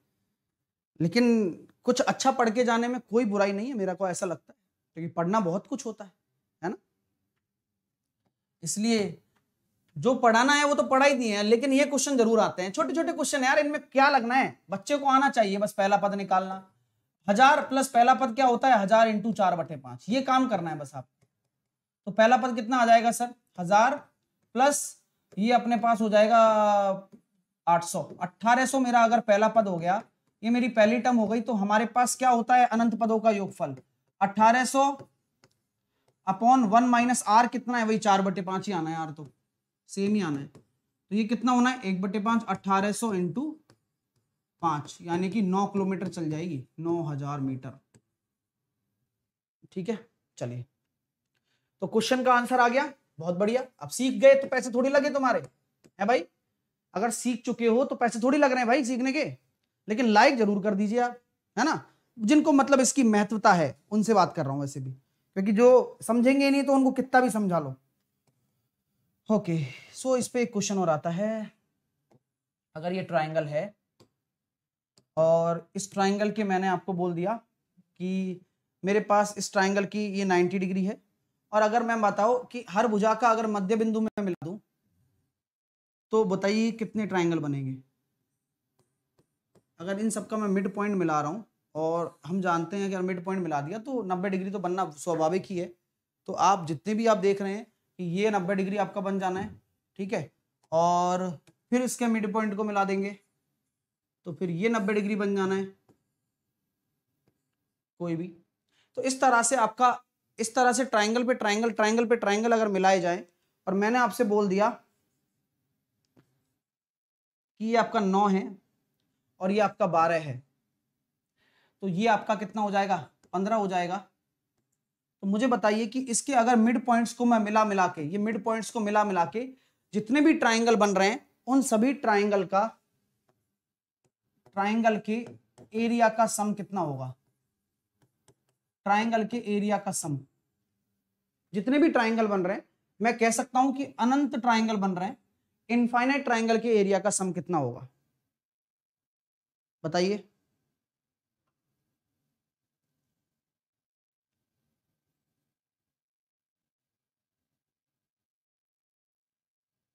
ठीक है, तो सर सबसे पहले हम बात करते हैं पहले ट्राइंगल के एरिया की। तो 1/2 आधार इंटू ऊंचाई। तो पहला ट्राइंगल का एरिया कितना निकल कर आ रहा है? 54 निकल कर आ रहा है सर, 54 निकल कर आ रहा है। हाँ ठीक है, अब दूसरे ट्राइंगल का एरिया क्या हो जाएगा? हम जानते हैं कि अगर आपकी जो डायमेंशंस हैं वो आधी हो जानी है भाई। अगर हम मिड पॉइंट्स को मिला रहे हैं तो आप भी जानते हैं सिंपली तौर पर ये आधी क्यों हो जाएगी, क्योंकि ये 12 है तो ये 6 हो जाएगा, और ये 15 है तो ये 7.5 हो जाएगा, और ये 9 है तो ये 4.5 हो जाएगा। बोलो किसको पता है ये क्यों हो गया? किसको पता है कि ये 6, 4.5 और 7.5 क्यों हुआ? किसको पता है? उसको पता होगा जो 3 बजे वाली क्लास में पढ़ा है। हम जानते हैं कि अगर कोई भी ट्राइंगल हो उसके मिड पॉइंट को मिला देते हैं तो उसके जो सामने जो भुजा होती है वो समांतर होती है, और मिड पॉइंट थ्योरम लगती है, तो इस वाली भुजा की आधी हो जाती है। ये 6 हो गई, इसके पैरेलल ये है 4.5 और इसके पैरेलल ये है 7.5। पढ़ने वाले के लिए पता होगा। तो अगर मैं उसका एरिया निकालूं अंदर वाले ट्राइंगल का, तो 1/2 उसका आधार 6 होगा और ऊंचाई ये होगी, तो 6 × 4.5। तो अगर हम बात करते हैं तो यहां कितना निकल कर आ रहा है? 4 × 12 13, 5 × 15, कैरी आया 1, 13.5। Very good. अब मेरा ये निकालना बहुत जरूरी था क्योंकि मैं आपको चीजें समझा ही रहा हूं। अब मेरे को सब आसान हो गया, क्यों? क्योंकि जीपी लगेगी सर, आपने बता ही दिया है पहले ही, और पहला पद 54 है। लेकिन सबसे बड़ी बात है a/1 - r कितना होगा सर? तो r निकालना ये रहा ना आसान, तो r हमेशा होता है 13.5/54। r कितना निकल कर आ रहा है?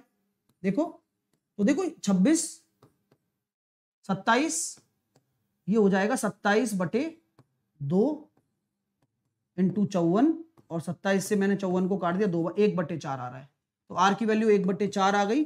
सॉल्व करेंगे तो कितना हो जाएगा? 54/3/4 और 18 चौके 72 मेरा टोटल एरिया हो जाएगा। 72 मेरा टोटल आंसर होगा। ठीक है, क्लियर हो रही है माय डियर? मजा आ गया क्या? जल्दी से बताइए, अच्छा लग रहा है आप लोगों को, है ना? तगड़ी चीज सीख गए ना आप लोग? चलिए स्टार्ट करते हैं ज्योमेट्री। ज्योमेट्री में अगर हम सबसे पहले बात करना चाहें तो लाइंस और एंगल्स की बात करेंगे, और लाइंस और एंगल से पहले सबसे इंपॉर्टेंट चीज क्या निकल कर आती है? अगर पूरक कोण की बात की जाए तो दो कोण तब पूरक कोण होंगे, कॉम्प्लीमेंट्री एंगल तब होंगे जब उनका जो योग होगा वो कितना होना चाहिए डियर स्टूडेंट? उनका योग होना चाहिए 90 डिग्री, तभी वह कोण क्या कहलाएंगे? एक पूरक कोण कहलाएंगे। ठीक है सर। अगर सप्लीमेंट्री एंगल की बात आप करने वाले हो तो सप्लीमेंट्री एंगल वो एंगल होगा जिनके दोनों कोणों का योग 180 डिग्री हो जाए। बहुत बढ़िया।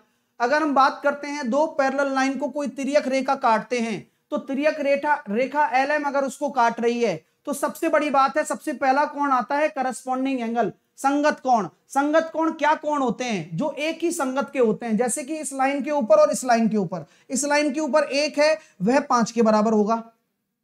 इस लाइन के नीचे 2 है, 6 के बराबर होगा। इस लाइन के ऊपर 4 है, 8 के बराबर होगा। इस लाइन के नीचे 3 है, 7 के बराबर होगा। तो सिंपल सी बात है, ये करस्पॉन्डिंग एंगल हैं जो दो लाइन को अगर पैरेलल हैं तो आपके स्लैंट लाइन काटने पर जो बन रहे हैं, इनको कहते हैं करस्पॉन्डिंग एंगल। आगे अगर हम बात करना चाहते हैं एकांतर कोण, अल्टरनेटिव एंगल वो एंगल कहलाते हैं जो दो समांतर लाइन को तिर्यक रेखा काटती है तो जेड बनाते हैं। तो 3 और 5 अल्टरनेटिव एंगल आपस में बराबर होते हैं, संगत कोण भी बराबर होते हैं। 1, 2 और 8 बनेगा। एक आपका एक होता है, ये तो इंटरनल अल्टरनेटिव एंगल हो गए, और ये एक्सटर्नल अल्टरनेटिव एंगल हो गए, जहां पर आपका 4 6 के बराबर होता है, 1 7 के बराबर होता है। ठीक है भाई साहब। चलिए आगे अगर हम बात करना चाहें, वर्टिकली अपोजिट एंगल भी महत्वपूर्ण है। वर्टिकली अपोजिट एंगल को बोलते हैं शीर्ष अभूमिक कोण, जो कि दो तिर्यक रेखाएं जब अगर काटती हैं तो ये जो आमने सामने के कोण है ना, 1 3 बराबर है, 2 4 के बराबर है, 5 7 के बराबर है, 8 6 के बराबर है। एक चीज और होती है, क्या मैं कह सकता हूं कि 2 और 5 का योग कितना हो जाएगा? 180 डिग्री। क्यों? इंटरनली कंजुगेटिव एंगल का जो सम होता है वह हमेशा समपूरक होता है। इंटरनली कंजुगेटिव एंगल 2 और 5 का योग 180 होगा, इसी प्रकार 3 और 8 का योग भी 180 होगा। दिमाग में रखिएगा, रिवीजन हो रहा होगा अगर आपने पढ़ा है तो। आगे चलें। अगर आगे हम बात करना चाहें तो आगे अगर हम बात करेंगे तो कोई भी त्रिभुज कब बनता है? कोई भी त्रिभुज तब बनेगा जब उसकी दो भुजाओं का योग तीसरी भुजा से ज्यादा हो। दो भुजाओं का योग तीसरी भुजा से ज्यादा हो, किन्हीं भी दो भुजाओं का योग तीसरी भुजा से ज्यादा हो, अन्यथा त्रिभुज बनेगा ही नहीं। या फिर यूं भी कह सकते हैं, इनकी दो भुजाओं का अंतर जैसे a माइनस बी का अंतर तीसरी से कम होना चाहिए, b माइनस सी का अंतर तीसरी से कम होना चाहिए, c माइनस ए का अंतर तीसरी से कम होना चाहिए, ये भी शर्त है। चलिए सर, ये बहुत अच्छी बात कही आपने। इसके पश्चात हम बात करना चाहते हैं कि C अगर सबसे बड़ी भुजा है तो भुजाओं के आधार पर त्रिभुज की कौन कौन सा त्रिभुज बनने वाला है उसको कैसे पहचानेंगे। ठीक है, भुजाओं के आधार पर त्रिभुज कौन कौन से बनने वाले हैं उसे कैसे पहचानेंगे। अगर मैं कहता हूं C सबसे बड़ी भुजा है तो मैंने ए स्क्वायर प्लस बी स्क्वायर अगर मेरा ग्रेटर देन सी स्क्वायर है तो एक्यूट एंगल ट्राइंगल है, न्यून कोण त्रिभुज है। ए स्क्वायर प्लस बी स्क्वायर बराबर सी स्क्वायर है तो राइट एंगल ट्राइंगल है, समकोण त्रिभुज है। और A square plus B square less than C square है, या फिर मैं कह सकता हूं सी स्क्वायर बड़ा है तो वह ऑब्ट्यूस एंगल ट्राइंगल होगा, अधिक कोण त्रिभुज होगा। ये अधिक कोण है, ये समकोण है और ये न्यून कोण है। बात समझ में आनी चाहिए, रिवीजन हो रहा है। अब हम बात करते हैं थेल्स थ्योरम की। ठीक है, थेल्स थ्योरम की अगर हम बात करें, थेल्स थ्योरम की अगर हम चर्चा करें तो थेल्स थ्योरम वो थ्योरम होती है जहां पर आपका एक त्रिभुज के बेस के समांतर एक लाइन खींच दी जाती है डी और ई। ये समांतर होगी, क्या ये मिड पॉइंट होगा, क्या नहीं होगा। तो ये मिड पॉइंट नहीं होता, ये केवल समांतर होती है तो थेल्स थ्योरम कहलाती है। यहां पर संगत भुजाओं के अनुपात बराबर होंगे, एडी का डीबी से, एई का ईसी से बराबर होगा। या फिर मैं ये कह सकता हूं यहां पर एडी का एबी से, एई का एसी से और डीई का बीसी से बराबर होगा। बात समझ में आ रही है आपको? बहुत बढ़िया, ठीक है, हाँ क्लियर है।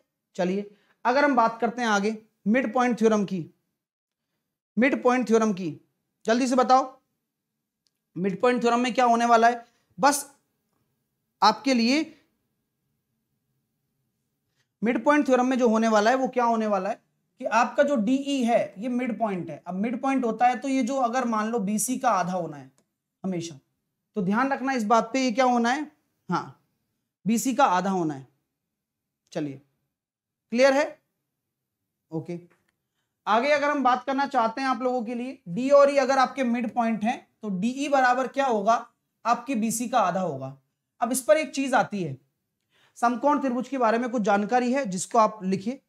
हाँ, समकोण त्रिभुज के ऊपर जानकारी है, उसके ऊपर आप जानकारी लिखें। देखिए क्या है आपके सामने, अगर एबीसी आपका एक समकोण त्रिभुज है, एबीसी अगर आपका एक समकोण त्रिभुज है तो इस समकोण त्रिभुज की अगर मैं बात करूं तो मैंने यहां पर एक लंब और डाल दिया, तो इन दोनों के एरिया को अगर मैं बराबर करूंगा तो मेरे पास बीडी निकल कर आ जाता है। दूसरी चीज, ये सबसे इंपॉर्टेंट थ्योरम है जो मैंने आपको सबसे पहले लिखी है, वो क्या है, अगर मान लीजिए, इस पे क्वेश्चन आएगा ही आएगा, अगर मान लीजिए आपको क्या निकालना है, आपको बीडी निकालना है, तो बीडी बराबर, तो बीडी का स्क्वायर क्या होता है, AD into DC, AD into DC का गुणनफल। तो बीडी स्क्वायर बराबर क्या होगा, एडी इंटू डीसी का गुणनफल होता है। ये आप दिमाग में रखिएगा अपने, ठीक है। चलिएगा, एक कह रहा है सर इतना डीप आएगा, ये तो ऊपर ऊपर से भाई, डीप तो फिर तुम जानती ही नहीं हो क्या होता है, कैसे आदमी सिलेक्शन लेंगे बताओ। चलो क्लियर है। अब इसकी बात करना चाहते हैं हम लोग कि भैया देखो, BD square 1 upon BD square बराबर क्या होता है, 1 अपॉन ए बी स्क्वायर और 1 अपॉन बी सी स्क्वायर। ये ध्यान रखना, ये डायरेक्ट थ्योरम आती है, इस पर पूछा जाएगा, आपको बीडी दे दिया जाएगा, अगर आपको ए बी और एसी दे दिया जाता है तो इस तरह से आपको करना है, यानी कि ए बी दे देगा, बी सी दे देगा, तो आप निकाल सकते हैं एसी भी, तो बात वही है, किसी भी तरह से सॉल्व कर लें। अगर आपको एडी निकालना है, एडी स्पेशली आपको अगर ए बी दे दिया तो ए बी स्क्वायर अपॉन ए सी, तो ध्यान रखिएगा एडी अगर आपको निकालना है तो वो किसका होगा, ए बी स्क्वायर अपॉन पूरा ए सी यहां से। और अगर आपको निकालना है क्या, सीडी निकालना है, सीडी, तो सीडी क्या होगा, क्या होगा CD, BC square upon AC, same concept है, ठीक है भाई। लाइक नहीं हो रहा तुमसे, लाइक खींचकर नहीं हो रहा है क्या, बढ़िया तरीके से लाइक करो, टॉप क्लास रिवीजन चल रहा है। आइए आते हैं, तो मुझे लगता है कि इन चीजों पर आपके डायरेक्ट क्वेश्चन बनेंगे। एक समकोण त्रिभुज देगा आपको, अच्छा, इस समकोण त्रिभुज में ऑर्थो सेंटर कहां है? इस समकोण त्रिभुज में ऑर्थो सेंटर कहां है? बताओ। इस समकोण त्रिभुज में ऑर्थो सेंटर किस बिंदु पर स्थित है? समकोण त्रिभुज में ऑर्थो सेंटर इस बी बिंदु पर स्थित है, यहां पर। ठीक है, पूछा जाएगा, ये क्वेश्चन भी आने वाला है। ऑर्थो सेंटर यानी कि लंब केंद्र। लंब केंद्र कहां है? लंब केंद्र बी बिंदु पर स्थित है। ठीक है, क्योंकि लंब केंद्र वाला ही कॉन्सेप्ट है इसमें। आगे चलते हैं। अगर दो त्रिभुज समरूप हों तो ध्यान रखिएगा, इनके जो क्षेत्रफल का अनुपात होता है संगत भुजाओं के स्क्वायर के बराबर होगा। हमेशा संगत भुजाएं लेनी है, लेकिन जैसे कि अगर आप ए बी लोगे ना तो इसके संगत भुजा डी ही आपको लेना है। अगर ये दोनों आपके क्या हैं? समरूप हैं। संगत भुजाओं का याद रखना, पिक्चर खराब हो जाएगी, नहीं तो बेमतलब ही आते आते क्वेश्चन गलत हो जाएगा। क्योंकि अगर मान लो मैंने ये दे दिया ए बी सी और ट्राइंगल दे दिया मैंने समरूप है आपके किसके? आर क्यू पी के, तो मुझे रेशो लिख के बताओ। चलो, अगर ये दो ट्राइंगल समरूप हैं तो मुझे रेशो लिख के बताओ एरिया का। मैं बोल देता हूं ये ए बी सी है और मैंने ये बोल दिया आपके लिए आर क्यू पी। तो ध्यान रखना आर क्यू और पी। अब मुझे रेशो लिख के बताओ। तो ध्यान रखिए ना, ए बी का जो रेशो होगा किससे? पी क्यू से। समझ रहे हो ना? संगत का मतलब समझ में आ रहा है तुम्हें? सॉरी, आर क्यू से। संगत का मतलब समझ में आ रहा है ना? हाँ, बराबर एसी का जो रेशो होगा किससे? आर क्यू पी होगा ना। ठीक है, तो ये कितना हो जाएगा? एसी का रेशो कितना हो जाएगा? आरपी से, बराबर बीसी का रेशो क्यूपी से बराबर होगा। तो संगत भुजाओं का अनुपात बहुत जरूरी है, वरना गड़बड़ हो जाएगी, है ना? ये चीजों को, छोटी छोटी चीजें बहुत महत्वपूर्ण होती हैं ये चीजें, इसलिए लिखा रहा हूं, हर एक चीज को लिखा रहा हूं। ठीक है, चलिए, तो इनके एरिया के बारे में बात करेगा तो स्क्वायर के बराबर है। यहां माध्यिकाएं भी होंगी इन्वॉल्व, लंब भी इन्वॉल्व होंगे। कोई भी चीज ले लो इन दोनों की, वो उनके रेशो के स्क्वायर के बराबर होगा। पर अगर परिमाप की बात करेगा तो सिंगल यूनिट में आएगा, जो जैसा है वैसा ही रहेगा परिमाप तो। ठीक है, और परिमाप और एरिया में क्या संबंध रहेगा? जो एरिया और साइड में है, सेम बात है। चलिए आगे चलते हैं। अगर कोई भी त्रिभुज की बात करें, अगर आपको कोई ट्राइंगल दे दिया, ट्राइंगल में माध्यिकाओं से बने त्रिभुज का क्षेत्रफल दे दिया, तो ध्यान रखना माध्यिकाओं से बने त्रिभुज के क्षेत्रफल को 4/3 से गुणा कर देना, आपका त्रिभुज का क्षेत्रफल निकल कर आ जाएगा। ठीक है, माध्यिकाओं से बने त्रिभुज का क्षेत्रफल को 4/3 से गुणा कर देना, आपका त्रिभुज का क्षेत्रफल निकल कर आ जाएगा तुरंत। ठीक है, बीसी अपॉन क्यूपी होगा। हाँ क्यूपी होगा। चल, अरे फिर देखो आर अपने आप बन रहा है क्या? चलिए, क्लियर है? दूसरी बात, आगे चलते हैं। भाई लाइक वाइक नहीं हो रहा क्या तुमसे? जिन्होंने नहीं किया वो करें। देखिए, अब बात करते हैं ट्रिपलेट की। तो ट्रिपलेट याद रखिए 3 4 5 6 8 10 9 12 15 12 16 20 15 20 25 9 40 41 20 21 29 7 24 25 8 15 17 11 60 61 12 35 37 16 63 65 और 5 12 13। तो सारे के सारे ट्रिपलेट यहां मैंने कवर कर लिए हैं, इससे बाहर ट्रिपलेट नहीं जाएंगे। इनको दिमाग में रखना, ये ट्रिपलेट कब काम आते हैं? जब भी कोई राइट एंगल ट्राइंगल होता है, राइट एंगल ट्राइंगल होता है तब काम आते हैं ये, है ना? समकोण त्रिभुज होता है जब। ठीक है, चलिए अब बात करते हैं सर्किल की। तो सर्कल में किसी जीवा द्वारा केंद्र पर बना हुआ कोण परिधि पर बने हुए कोण का दुगना होगा। इसी तरीके से अगर कोई जीवा केंद्र के मतलब केंद्र के एक ही तरफ दोनों एंगल बनाए, एक ही जीवा द्वारा बने हुए परिधि पर दो कोण बराबर होते हैं। व्यास द्वारा परिधि पर बना हुआ कोण हमेशा 90 डिग्री होता है। अगर कोई बाहर बिंदु स्थित है और दोनों सेकंड में, तो ध्यान रखना पहले नजदीकी अस्पताल, फिर दोबारा घर पे आके दूर के अस्पताल, पहले नजदीकी अस्पताल फिर दोबारा घर जाके दूर के अस्पताल। तो PA into PB, PC into PD। इसी प्रकार अगर बाहर P बिंदु है और एक स्पर्श रेखा है तो PT स्क्वायर बराबर PA इंटू PB। वहां जाके एक छोटी दूरी नापो, वहीं जाके फिर बड़ी दूरी नापो। अगर कोई व्रत है, उस व्रत में कोई त्रिज्या है, त्रिज्या अगर जीवा पर लंब आ रही है, त्रिज्या भी क्या आ रही है। अगर मैं बात करना चाहूं तो जीवा पर अगर कोई परपेंडिकुलर जा रहा है तो वो दो पार्ट्स में इसको डिवाइड कर देता है, एसी और बीसी में, इक्वल पार्ट्स में डिवाइड कर देता है। तो यहां सबसे ज्यादा काम आएगा ट्रिपलेट का। इस पे मैंने क्वेश्चन 3 बजे वाली क्लास में करवाई दिए थे आपको। अगर कोई त्रिज्या की बात करें तो त्रिज्या हमेशा क्या होती है, लंबवत होती है किसके, आपके स्पर्श रेखा के। चलिए, ये कौन सा चतुर्भुज हो गया, चक्रीय चतुर्भुज। चक्रीय चतुर्भुज में क्या होता है, आमने सामने वाले कोण आपके क्या होते हैं, 180 होते हैं। ए और सी आपका 180 हो जाएगा और बी और डी आपका 180 हो जाएगा। अगर मैं कहता हूं कि कोई चक्रीय चतुर्भुज है जिसमें बाह्य कोण आपके आंतरिक अपोजिट एंगल के बराबर होता है, ये वाला कोण इसके बराबर होगा, ठीक है, ध्यान रखना। अगर आपके सामने कोई एक डायग्राम दे दे तो हम ये कह सकते हैं कि बाहर से दो जीवाएं डाली गई हैं, सॉरी स्पर्श रेखाएं डाली गई हैं, वो बराबर होती हैं, ठीक है, वो हमेशा बराबर होती हैं। और ये वाला एंगल और इस वाले एंगल का सम कितना होता है, 180 डिग्री होता है। नेक्स्ट, अगर आपके सामने इस तरह से कोई डायग्राम दे दिया जाए जहां पर बाहर अंदर आपके लिए एक सर्कल प्लेस किया जाए, है ना, अंदर आपके लिए क्या किया जा रहा है, एक सर्कल प्लेस किया जा रहा है,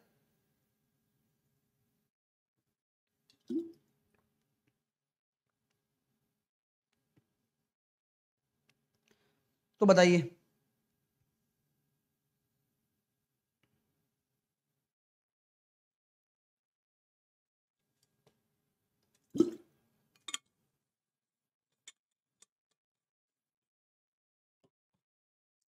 ठीक है। तो सर्कल अगर प्लेस किया जाएगा, ध्यान रखना, तो ये साइक्लिक क्वाड्रिलेटरल नहीं है, इसकी जो रिलेशन होता है वो होता है ए बी और आमने सामने की भुजाओं का योग। ये बहुत अच्छा क्वेश्चन आएगा, इस पर ध्यान रखना। आमने सामने की भुजाओं का योग आपके किसके बराबर होने वाला है, आमने सामने की भुजाओं के बराबर होने वाला है, यानी कि A B plus C D बराबर होगा A D plus B C के। क्वेश्चन इस पे डायरेक्टली आने वाले हैं, तो प्लीज ध्यान रखिएगा।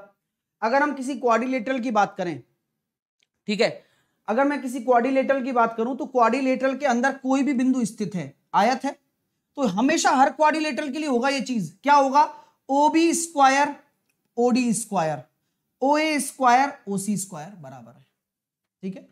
आगे अगर मैं बात करूं रोम्बस की, तो रोम्बस में क्या होता है आपको मैंने कल बता ही दिया था, ये तो सारा पैरेललोग्राम मैंने आपको कल बता दिया है पूरा का पूरा, ये सारी चीजें दिमाग में रखिएगा, है ना, कल बताई थी मैंने।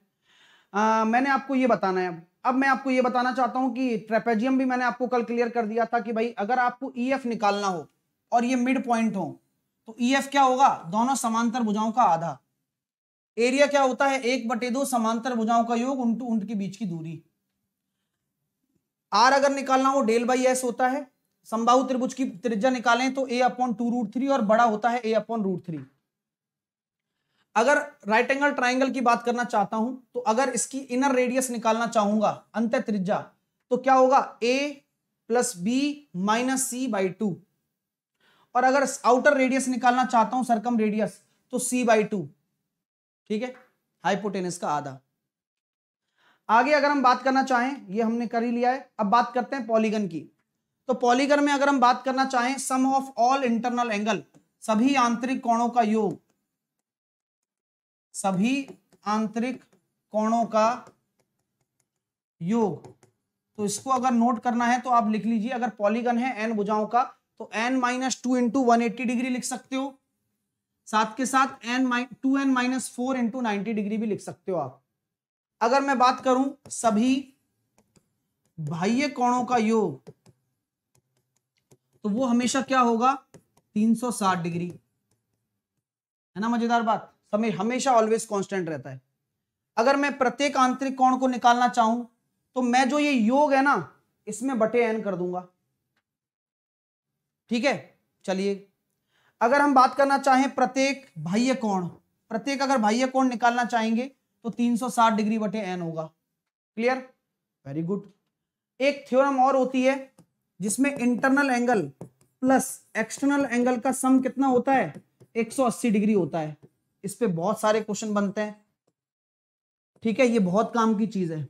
Internal angle plus external angle हमेशा 180 डिग्री होगा। अगर हमें नंबर ऑफ डायगोनल्स निकालने हो तो क्या करेंगे, n इंटू n-3/2 कर देंगे, ठीक है। एरिया आपसे पूछा जाएगा नहीं, ये थोड़ा हाई लेवल है, लेकिन अगर एरिया ऑफ पॉलीगन फिर भी अगर पूछ लेता है तो NA²/4 cot 180/n। ठीक है, चलिए अगला क्वेश्चन। अगर हम आगे बात करना चाहें तो नंबर ऑफ डायगोनल हम निकाल सकते हैं, सब कुछ निकाल सकते हैं। सर्किल के बारे में हमने पढ़ ही लिया है, ये अपना मेजर सेगमेंट होता है सेगमेंट, और ये हमारा माइनर सेगमेंट होता है, कल हमने पढ़ ही लिया था। आप अगर सेकंड लाइन डालना चाहते हैं तो मैंने देखो ये बताया है, ये लाइन क्या होती है आपकी, ये होती है आपकी इंटरसेक्शन लाइन, प्रतिच्छेदन रेखा। ए बी आपका डायमीटर है, ए बी आपका यहाँ पर डायमीटर है, एम एन आपकी जीवा है, और पी आर आपकी टेंजेंट है। ये मैंने सब बताया है, पी आर आपकी टेंजेंट है, एम एन आपकी कॉर्ड है, और ए बी आपका डायमीटर है। ये सब हम बता चुके हैं कि अगर किसी भी केंद्र से अगर मैं ऐसे डालता हूं, है ना, तो विपरीत भी सत्य है, यानी कि आपका जो अगर एपी अगर ए बी अगर पी क्यू के बराबर है, अगर ए बी अगर दोनों जीवाएं अगर आपकी बराबर है ना, तो आपकी ये लेंथ भी बराबर होगी, ओडी और ओ आर ये भी बराबर होगी। ठीक है, ये तो हम सब कर ही चुके हैं सारी चीजें, ओके, है ना, ये सब हो चुका है। ठीक है, अब आते हैं साइन फॉर्मूला की तरफ। साइन फॉर्मूला क्या होता है, कभी भी अगर आपको कोई ट्राइंगल दे दे तो ट्राइंगल में एक फॉर्मूला काम करता है जिसको हम साइन फॉर्मूला बोलते हैं। जैसे कि ए अगर भुजा है तो उसके सामने का कोण क्या होगा, साइन ए। बी अगर भुजा है तो उसके सामने का कोण साइन बी। सी अपॉन अप साइन सी, ये बराबर 2r के होता है, और r क्या है यहाँ पर, सरकम रेडियस। तो ये बहुत बड़ा रिलेशन है। अगर हमें साइन रूल के हिसाब से अगर कभी भी आपको परित्रिज्या निकालना पड़ जाए, क्योंकि अगर जरूरी नहीं है आपको उस हिसाब से देगा, अगर साइन रूल के हिसाब से अगर आपको परित्रिज्या निकालना पड़ जाए तो आप निकाल लीजिएगा। ठीक है, चलिए आर यहां पर आपकी सरकम रेडियस है। अगर कोसाइन रूल की बात करें तो कोसाइन रूल क्या देता है, किसी थीटा का दो भुजाओं से संबंध है, यानी कि अगर आपको तीसरी भुजा निकालनी होगी तो आप ऐसे निकालेंगे, तो कॉस ए बराबर होता है b² + c², और जो थीटा है ना उसकी संगत भुजा माइनस होती है, तो BC नीचे आ जाएगा 2BC। इसी प्रकार देखो B लिया है ना तो B माइनस होगा b², C लिया है तो C माइनस होगा, और नीचे जो आगे वाले आएंगे वो आ जाएगा। ठीक है, आगे अगर हम हाइट एंड डिस्टेंस की बात करना चाहें तो हाइट एंड डिस्टेंस में देखो बहुत बड़ी बड़ी चीजें नहीं होती हैं, बस सिंपल सा एक लॉजिक याद रखिए। इसको मैं हाथ से बता दूं ज्यादा बेटर है, लेकिन वैसे भी फिर चलो याद रख लोगे अच्छी बात है। जैसे कि देखो अगर ये राइट एंगल ट्राइंगल है तो 90 डिग्री के सामने हमेशा क्या होगा, 2x होगा, यानी कि 2a। 60 डिग्री के सामने क्या होता है, √3a, और 30 डिग्री के सामने क्या होता है, a। तो ये रेशो होते हैं, साइन रूल से ही आते हैं। 30 डिग्री के सामने a होगा, 60 डिग्री के सामने √3a होगा, और 90 डिग्री के सामने क्या होगा, 2a होगा। ठीक है, क्लियर है। चलिए, और एरिया एरिया एरिया निकालना चाहें तो, अगर एरिया निकालना चाहें तो एरिया भी आप निकाल सकते हो यहां से, क्या, आधार इंटू ऊंचाई 1/2। अगर 45 45 90 वाला ट्राइंगल है तो वहां क्या होता है, 45 डिग्री के सामने जो भुजा होगी इस 45 के सामने भुजा भी बराबर होगी, और 90 डिग्री के सामने होगी √2a पाइथागोरस से। और ऐसा ये भी बन सकता है 30 30 और 120 का, तो हम ध्यान रखेंगे कि 120 के सामने √3 होता है, 30 के सामने a होता है, और 30 के सामने a होता है। क्लियर, चलिए नेक्स्ट। अगर दो पोल हो जिनकी ऊंचाई आपको a और b दे रखी हो और उनके बीच की दूरी निकालनी हो तो डायरेक्टली निकाल सकते हैं √AB, लेकिन ध्यान रहे ये दोनों आपस में क्या हो, पूरक कोण, θ1 + θ2 आपका 90 डिग्री होना चाहिए। ठीक है, तो डायरेक्टली आपका d बराबर √AB हो जाएगा। अगर सेम चीज बोल रखी हो और ये अल्फा बीटा दे रखा हो और अल्फा बीटा भी आपका क्या हो, 90 डिग्री हो, तो यहां पर अगर आपको h निकालना है तो h आप जो निकालोगे वो भी √AB हो जाएगा। अगर दोनों साइड कोई जहाज आ रहे हो या आदमी खड़े हो, सड़क के दोनों और बिंदु हो, और हाइट निकालनी हो और दोनों अगर पूरक कोण पर जा रहे हो तो h बराबर आपका √AB हो जाता है। इसी प्रकार ये h है और यहां से आपकी ये a दूरी है और यहां से आपकी ये b दूरी है, और θ1 + θ2 क्या हो, 90 डिग्री हो, तो भी आपका h बराबर क्या हो जाएगा, √AB हो जाएगा। लेकिन AB याद रखना यहीं से ही है ऑब्जेक्ट की दूरी। ठीक है, चलिए नेक्स्ट। ये तो हो ही गया कल, है ना, तीनों ट्राइंगल का अगर थीटा दे रखा हो, ट्राइंगल का एरिया, हीरो का फॉर्मूला, है ना।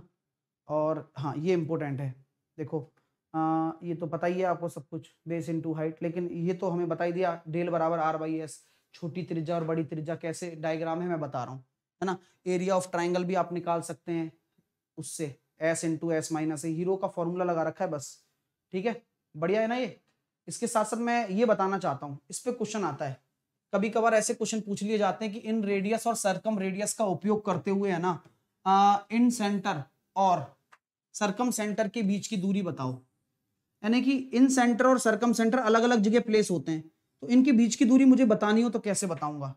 तो आपको इन रेडियस दे दी जाती है और आपको सरकम रेडियस दे दी जाती है, तो वो जो डिस्टेंस होती है वो क्या होती है, सरकम रेडियस का स्क्वायर माइनस 2RR। ये बहुत काम की चीज बता रहा हूं यार, ये आप है ना पैसे दे के पढ़ जाओ तो बता दूं मैं। कितने लोगों ने कोर्स पढ़ा होगा, देखना खंगाल कर। ये तो फॉर्मूले हैं, ये सब चीज मैं डिटेल में बताता हूं, डिटेल में बताता हूं, डिटेल में जब पढ़ाता हूं। मैंने ज्योमेट्री पढ़ाई थी 3.5 महीने, यूट्यूब पे पढ़ी हुई है, देखना जाकर आप। ठीक है भाई, अच्छा लगे तो लाइक करते रहो, बस यही चाहता हूं, क्योंकि अगर आप इस क्लास से पढ़ के निकल गए ना, तो आपको कोई रोक जाए तो मेरे से आके कह देना। ठीक है, चलिए, तो आर स्क्वायर माइनस क्या होता है, 2RR होता है, दिमाग में रखिएगा। ये होती है cross ladder theorem. Cross ladder theorem में क्या होगा कि एक आपको एक्स दे देगा, एक आपको वाई दे देगा, और ये जेड पूछ लेगा, दोनों को मिलने वाले बिंदु से आधार से दूरी कितनी है, ये जेड पूछ लेगा। तो इसका एक रिलेशन होता है 1/x प्लस 1/y बराबर 1/z। ये बहुत काम की थ्योरम है, और मैं तो कहता हूं कि इस पे क्वेश्चन आएगा तो करके आना पड़ेगा। नेक्स्ट, ये चीज बहुत काम की आती है कि अगर कभी भी आपसे बोला जाए कि यहां पर, गड़बड़ तो नहीं है ना, नहीं सही है, कभी भी आपसे बोला जाए कि त्रिभुज की तीनों भुजाओं का माध्यिकाओं से क्या रिलेशन होता है, तो ये भी याद रखना कि त्रिभुज की तीनों भुजाओं AB square plus BC square plus CA square बराबर होता है 4/3 AD स्क्वायर। हालांकि ये बड़ा ही होगा, अक्सर देखा जाता है ये बड़ा ही होता है, भुजाएं अपनी बड़ी ही होती हैं, और वो दिख भी रहा है CF। तो ये रिलेशन है, दिमाग में रखना, आ सकता है। ठीक है, चलिए आगे बात करें। AB square BC square CA square बराबर होता है 3AG BG CG। ये बहुत तगड़ा चीज हो गई यार। देखो AG BG CG कहां है, AG BG CG ये रहा, AG ये रहा। केवल अगर मैं इनकी बात करूं, केवल इसकी AG BG और CG का रिलेशन पूछूं ना, तो केवल भुजाओं से, भुजाओं के स्क्वायर से अगर इसका रिलेशन पूछूं ना, तो 3 गुना होता है, ये याद रखना। ये मतलब मजा आ जाएगा यार, अगर एक क्वेश्चन आ जाए ना पेपर में, देता हूं मतलब आना चाहिए, मतलब अच्छा रिलेशन है। AG BG CG का 3 टाइम्स होता है भुजाओं के साथ रिलेशन, और वो 4/3 टाइम्स होता है पूरी माध्यिकाओं के साथ। ठीक है, चलिए आइए, अपोलिनियस थ्योरम। ये क्या काम आती है, माध्यिकाओं की लंबाई के लिए। ये क्या होती है सर, अगर कोई माध्यिका है तो इसको 2 बराबर भागों में बांटेगी, तो इसकी संगत जो माध्यिक मतलब भुजाएं हैं उनका, देखो उनका स्क्वायर कर दिया, AB का स्क्वायर AC का स्क्वायर कर दिया, बराबर कर दो, 2 टाइम्स कर दो, ये माध्यिका ले लो, और इनका कोई भी हिस्सा ले लो, BD ले सकते हो या आप ले सकते हो DC भी ले सकते हो, यहां पर बस हो गया काम। ये अपोलिनियस थ्योरम है। ठीक है, नेक्स्ट, एंगल बाइसेक्टर थ्योरम। अगर कोई आपकी कोण समद्विभाजक थ्योरम है तो ध्यान रखना, इसका अनुपात, ये A है और ये B है, ये A है और ये B है, तो ये बराबर होते हैं A/B बराबर A/B। ये बहुत तगड़ी थ्योरम है, अच्छे अच्छों को हिलाकर रख देती है ये, पता है आपको। इस पे क्वेश्चन करा देता हूं। ठीक है, जैसे कि मैंने आपको एक क्वेश्चन दे दिया कि भाई ये ABC मेरा एक ट्राइंगल है, 3 बजे मैं सब कुछ करा चुका हूँ, 14-15 दिन मैंने ज्योमेट्री पढ़ाई है, अभी 5-7 दिन पहले ही, लेकिन तुम आओ जब तो। ठीक है, ये मैंने मान लिया कि AD मेरी क्या है, AD मेरा एंगल, ये मेरा A है ना एंगल, AD मेरा एंगल बाइसेक्टर है। ध्यान रखना मैंने एंगल बाइसेक्टर बोला है, माध्यिका नहीं है। ठीक है, ये एंगल बाइसेक्टर है, कोण समद्विभाजक है, तभी तो कोण समद्विभाजक लगा पाऊंगा ना मैं। चलिए, तो ये ABC है। ठीक है, मैंने इसको बोल दिया, इसको बोल दिया मैंने 6, इसको बोल दिया मैंने 9। ठीक है, और मैंने इसको बोल दिया कितना, 20। तो मुझे BD निकाल के बताओ और मुझे DC निकाल के बताओ। बताओ BD और DC कितना होगा।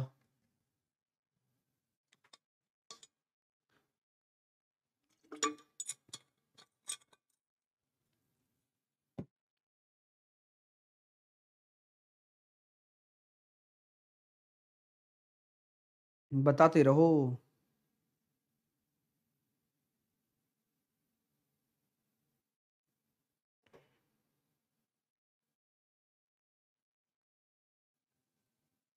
कैसे? देखो दोस्तों, कैसे करोगे, आइए मैंने अभी आपको बताया कि कुछ मत करा करो, जो भी ये रेशो है ना, ये जो भुजाएं है ना इधर उधर की, तो उनका रेशो निकाल दो आप। तो कितना आ रहा है? 2:3। तो 2:3 में क्या कर दो, इस बीडी को बीसी को डिस्ट्रीब्यूट कर दो। तो 5 रेशो बराबर अगर आपका 20 है, तो 1 रेशो बराबर 4 दूनी 8, तो ये हो जाएगा, और 4 तिया 12 ये हो जाएगा। तो 8 और 12 आंसर आ गया। ठीक है, 8 और 12। क्लियर है? ओहो, आज तो हेलो, आवाज ठीक है क्या? बता देना तो मिले। ठीक है, 8 और 12 क्लियर है। तो ये एंगल बाइसेक्टर थ्योरम होती है। सर कैसे आई, ये डायरेक्टली भी बता देता हूँ और फॉर्मूले से बताता हूँ। 6/BD, 6/BD बराबर होगा 9/DC। तो अब मैं BD और DC का रेशो निकालना चाहूं तो मैंने कैसे निकाला, देखना, 6/9 यानी कि 2/3। तो यानी कि अगर मैं BD और DC को जोड़ देता हूं तो ये BC बन जाएगा 20। तो 5 रेशो बराबर आपका 20 हो गया, 1 बराबर 4 हो गया, यानी कि BD बराबर आपका 8 और DC बराबर आपका 12। आ गया मजा? चलिए नेक्स्ट। ये कौन सी थ्योरम है? जब आपकी बीई और सीएफ दो आपकी क्या है, मीडियन है, और एक दूसरे पे परपेंडिकुलर हो, यानी कि दो माध्यिकाएं हैं और एक दूसरे पे परपेंडिकुलर काटती है ना, तो आपका क्या होता है, 5BC², यानी कि जो रह गया है उसका 5 गुना दोनों भुजाओं के बराबर होगा। माध्यिकाएं नहीं आती हैं इसमें, इसमें माध्यिकाओं का कोई रिलेशन नहीं है। बस ये बोला जा रहा है कि माध्यिका अगर परपेंडिकुलर हो तो जिसपे आ रही हैं उन दोनों का स्क्वायर, जैसे AB² और AC² बराबर होगा 5 गुना BC²। अगर माध्यिकाएं परपेंडिकुलर काटे तो कोई माध्यिकाओं का रिलेशन नहीं होता, सिर्फ साइड्स में रिलेशन होता है। ऐसे आप दिमाग में रख सकते। अगर परपेंडिकुलर, ये मैंने बता ही दिया, इक्विलेटरल ट्राइंगल वाला पॉइंट, ये तो वही है, 4/3 होता है, बड़ी होती है साइड्स, ये पूरा प्रूफ भी है ना। हाँ, ये भी आ सकता है कि अगर थीटा पूछ ले, गोले के अंदर गोला दे दे, तो साइन थीटा बराबर होता है R-R/R+R। अच्छा चीज है। अगर गोले के अंदर गोला दे दे तो आपकी दोनों, अगर ये इक्विलेटरल ट्राइंगल हो तो R बराबर क्या हो जाएगा आपका, बड़ा छोटा r बराबर हो जाएगा R/3। ठीक है, तो दोनों चीजें याद रखना। ये साइन थीटा पूछ ले, बड़ा गोले के अंदर छोटा गोला दे दे, तो R-R/R+R, और इक्विलेटरल ट्राइंगल दे दे और R और R का रिलेशन पूछ ले तो R/3। ठीक है, चलिए अब आते हैं ट्रिग्नोमेट्री पर। आइए भैया, ट्रिग्नोमेट्री क्या कहती है? ट्रिग्नोमेट्री कहती है कि साइन थीटा कोसेक थीटा बराबर 1 होता है, टेन और कोट बराबर 1 होता है, कॉस और सेक बराबर 1 होता है, sine square plus cos square बराबर 1 होता है। अगर हम इसमें कॉस स्क्वायर का भाग दे दे तो टेन स्क्वायर प्लस 1, यानी कि 1 + tan स्क्वायर बराबर सेक स्क्वायर थीटा। अगर मैं साइन स्क्वायर का भाग दे दूं तो 1 + कॉट स्क्वायर बराबर कोसेक स्क्वायर थीटा। चलिए नेक्स्ट, अगर हम आगे बात करते हैं तो साइन कॉस टेन, तो लाल बटे कक्का आपकी क्या होगा, ये होता है, ये साइन थीटा, ये कॉस थीटा, ये टेन थीटा, ये कॉसेक थीटा, कॉसेक थीटा और कॉट थीटा। इसको PVP HHB भी बोलते हैं, perpendicular base, perpendicular hypotenuse, hypotenuse base. आगे अगर हम बात करना चाहें, ट्रिपलेट्स के बारे में ऑलरेडी मैं बता ही चुका हूं पूरा कैसे निकालना है।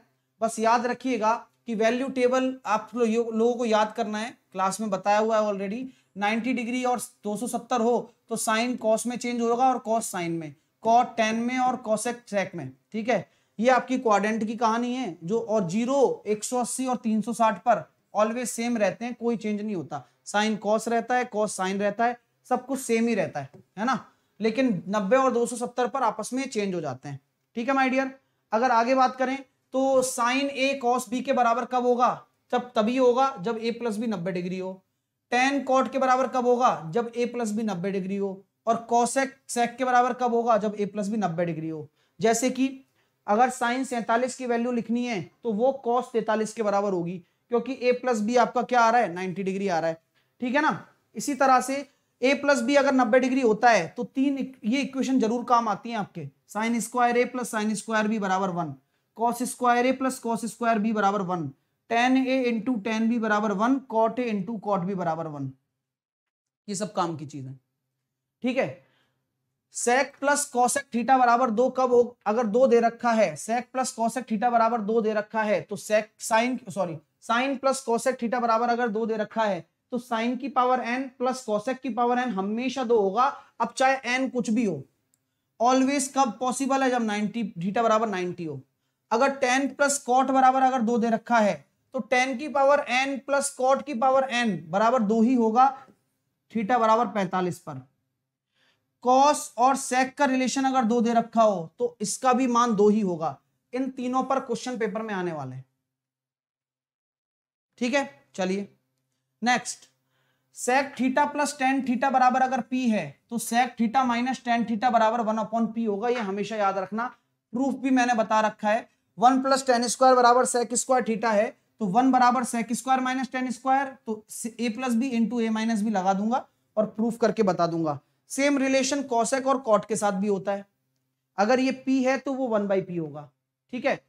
तो ये चीज याद रखना, अगर कॉस की पावर 4 थीटा माइनस साइन की पावर 4 थीटा बराबर p आ जाए तो क्या क्या पूछ सकता है, 2 कॉस स्क्वायर थीटा माइनस 1 तो ये p होगा, 1 माइनस 2 साइन स्क्वायर थीटा ये भी p होगा, और 1 माइनस 2 कॉस स्क्वायर थीटा ये माइनस p होगा, ठीक है।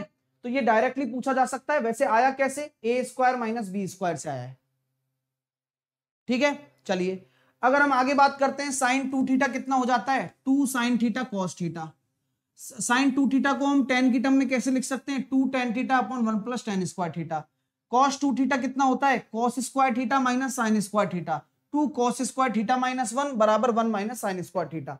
इसी प्रकार हम बाकी चीजें देख सकते हैं, ठीक है। ये फॉर्मूले हैं, ये सब आपको मिलेंगे, ठीक है। इनको आप एक बार पढ़ लेना, cos A plus B cos A minus B, sign A plus B sign A minus B, ten A plus B. ये लास्ट टाइम रिवीजन है, एक बार आप कर लोगे, मैं पीडीएफ दूंगा जब आपके सारे हो जाएंगे। सभी टाइप के फॉर्मूले मैंने इसमें लिख दिए हैं, ठीक है। अब आते हैं मैक्सिमम और मिनिमम वैल्यू पर। तो साइन और कॉस की अगर ऑड पावर होती है तो मैक्सिमम वैल्यू 1 होगी, मिनिमम वैल्यू -1 होगी। अगर इवन पावर होगी तो मैक्सिमम वैल्यू आपकी 1 होगी और मिनिमम वैल्यू आपकी 0 होगी। टेन और कॉट की थीटा और माइनस थीटा होती है, माइनस अनंत है ना, और इसकी प्लस अनंत होती है और 0 होती है, ठीक है। इसी तरह से साइन कॉस सेक कॉस, ये सब कुछ मैंने आपको बढ़िया तरीके से अरेंज लिख रखा है। इसको आप थोड़ा दिमाग में रखना कि सेक और कॉसेक की बात की जाए और इवन पावर हो तो प्लस का 1, ठीक है। चलिए ठीक है ना, तो इनको सबको आप देख लेना। साइन कॉस, ये आपकी मैक्सिमम मिनिमम वैल्यू का कॉन्सेप्ट होता है कि अगर a sine theta plus b cos theta आ जाएगा तो मैक्सिमम वैल्यू क्या हो जाएगी, √a square plus b square. Minimum value क्या हो जाएगी, -√a square plus b square. अगर a कॉट स्क्वायर थीटा और b टेन स्क्वायर थीटा आ जाता है तो मिनिमम और मैक्सिमम, मिनिमम वैल्यू सेम ही रहती है, 2√ab। टेन और कॉट में सेम ही रहती है, a चाहे ग्रेटर देन b हो चाहे लेस देन b हो, सेम ही रहती है, ठीक है। लेकिन यहां पर साइन और कॉसेक आ जाए तो डिपेंड करता है, मैक्सिमम वैल्यू तो अनंत होगी लेकिन मिनिमम वैल्यू डिपेंड करती है किस पर, अगर a आपका जो कि साइन के साथ है वो बड़ा है तो 2√ab, और a आपका छोटा है तो a प्लस बी। ये बहुत ही क्लासिक चीज लिखा रहा हूं, ये सेलेक्टिव नोट्स हैं डियर, जो एक विद्यार्थी अगर पढ़ के चला जाता है तो हो जाएगा। चलिए नेक्स्ट क्वेश्चन, इस पे जो भी एग्जांपल्स है वो मैंने दे रखे हैं, लेकिन ये क्वेश्चन इस पे बनता है, एक किस पे, सेक और कॉसेक पर। ए और बी दे रखे हैं, इसका अगर मिनिमम वैल्यू निकालना है तो √a √b का होल स्क्वायर, √a प्लस √b का होल स्क्वायर। क्लियर है। चलिए तो ये मैंने एग्जांपल भी दे रखे हैं, आप इनको आप एक बार सेटिस्फाई करा लेना, पीडीएफ से देख लेना, ठीक है। अगर हम आगे बात करें तो कोऑर्डिनेट ज्योमेट्री की बात करते हैं। कोऑर्डिनेट ज्योमेट्री में हम बात करना चाहते हैं कार्टेशियन प्लेन की। तो कार्टेशियन प्लेन में हम जानते हैं यहां दोनों पॉजिटिव होगा, यहां माइनस प्लस होगा, या माइनस माइनस होगा, यहां प्लस माइनस होगा, ठीक है। पता है ना, ये एक्स एक्सिस होता है, ये वाई एक्सिस होता है, ठीक है।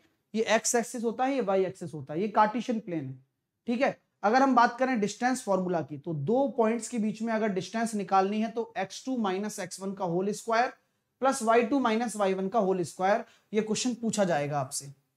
अगर मैं बात करूं, अगर ओरिजिन से आपको दूरी निकालनी है तो क्या करेंगे, x1 प्लस y1, क्योंकि ओरिजिन मतलब होता है मूल बिंदु यानी कि 0 0। अगर बात करें सेक्शन फॉर्मूला की, अगर कोई अंत विभाजित कर रहा हो और m अनुपात n में कर रहा हो तो विभाजन सूत्र होता है x कोऑर्डिनेट निकालने के लिए mx2 plus n x1 upon m plus n, my2 plus n y1 upon m plus n। लेकिन ध्यान रखना, अगर कोई भी x अक्ष पर स्थित है बिंदु, अगर x अक्ष पर स्थित है तो क्या होगा, और y एक्सिस पर अगर स्थित है तो क्या होगा, तो x अक्ष पर अगर कोई पॉइंट स्थित है तो y बराबर 0 और y अक्ष पर है तो x बराबर 0। ये चीज बहुत काम की है ना, ध्यान रखना, ठीक है। चलिए, और mx2 यहां पर एक्सटर्नल डिवीजन करे तो बीच में माइनस लगा देना बस, और m के साथ कौन जाएगा, x2 जाएगा और n आपका x1 होगा, ठीक है, अपॉन m प्लस n। चलिए, अगर मैं सेंटर पूछता हूं ट्राइंगल का, तो अगर मेरे पास 3 कोऑर्डिनेट दे रखे हो और उसका सेंटर पूछा जाए तो x1 plus x2 plus x3 by 3 x coordinate, y1 plus y2 plus y3 by 3 y coordinate हो जाएगा। नेक्स्ट, अगर मैं एरिया ऑफ ट्राइंगल निकालना चाहूं तो एरिया ऑफ ट्राइंगल के लिए 1/2 x1 y2 minus y3 plus x2 y3 minus y1 plus x3 y1 minus y2। तरीका वही है, एक यहां आ गया, 2 माइनस 3 जाएगा, 2 यहां आ गया तो 3 जो वाला है यहां आएगा और माइनस 1 होगा, x3 अब 1 यहां आ गया तो 1 से स्टार्ट करो और 2 पे खत्म करो, ठीक है। चलिए, अगर पॉइंट्स आपके कोलिनियर होंगे तो इस एरिया को बराबर कर देना 0 के, आंसर आ जाएगा जब भी कोई पूछेगा कुछ, ठीक है। तो अगर आप एक्सटर्नल डिवीजन और इंटरनल डिवीजन की कंफ्यूज होते हैं तो आप कुछ ना करें, अगर आप एक्सटर्नल डिवीजन और इंटरनल डिवीजन को लेकर कंफ्यूज हैं तो आप लैम्डा रेशो 1 मानकर लैम्डा की वैल्यू निकाल लें, और लैम्डा अगर पॉजिटिव है तो जो आपने माना है वही सत्य है, ठीक है, ध्यान रखना। तो लैम्डा अगर नेगेटिव है तो उसका विपरीत होगा जो माना है, यानी कि अगर इंटरनल माना है तो एक्सटर्नल होगा और एक्सटर्नल माना है तो इंटरनल होगा। तो x एक्सिस पर y बराबर 0 होता है और y एक्सिस पर x बराबर 0 होता है, ठीक है। चलिए, अगर हम आगे बात करते हैं तो अगर स्लोप निकालना चाहते हैं हम, तो 2 पॉइंट मेरे पास दे रखे हैं x1 y1 x2 y2, A B line है मेरी, तो लाइन का जो स्लोप होगा m y2 minus y1 upon x2 minus x1 होगा, वही tan थीटा के बराबर होता है, ठीक है। अगर मेरे पास इस तरह की कोई लाइन है, इसका स्लोप निकालना है तो माइनस x का coefficient a upon b, minus x का कोफिशिएंट अपॉन y का कोफिशिएंट। अगर मेरे पास इक्वेशन लिखनी है मेरे को स्लोप फॉर्म में, तो y माइनस y1 बराबर m into x minus x1 लिखेंगे। कोई पॉइंट से गुजर रहा है तो y तो इसमें रहेगा ही रहेगा, कोई पॉइंट यहां रखेंगे y1 और y1 x1 रख दो, कोई दिक्कत नहीं है। और m क्या होगा, m1 2 पॉइंट फॉर्म से निकलेगा, y2 minus y1 upon x2 minus x1, यही स्लोप है। तो लाइन की इक्वेशन लिखने का तरीका यही है, ठीक है। चलिए नेक्स्ट, अगर हम आगे बात करना चाहें तो हम ये कह सकते हैं कि अगर स्लोप हमारे इक्वल हैं, तो स्लोप अगर हमारे इक्वल हैं तो लाइन आपस में क्या होंगी, समांतर होंगी, पैरेलल होंगी। और अगर m1 m2 बराबर -1 है तो लाइन आपस में क्या होंगी, परपेंडिकुलर होंगी। और परपेंडिकुलर डिस्टेंस अगर आपको निकालनी है किसी लाइन, किसी पॉइंट से किसी लाइन की, तो ax1 ये पॉइंट सेटिस्फाई करा दो इसमें, और अंडर रूट ए स्क्वायर प्लस बी स्क्वायर कर दो, ठीक है, अंडर रूट ए स्क्वायर प्लस बी स्क्वायर कर दो, क्लियर।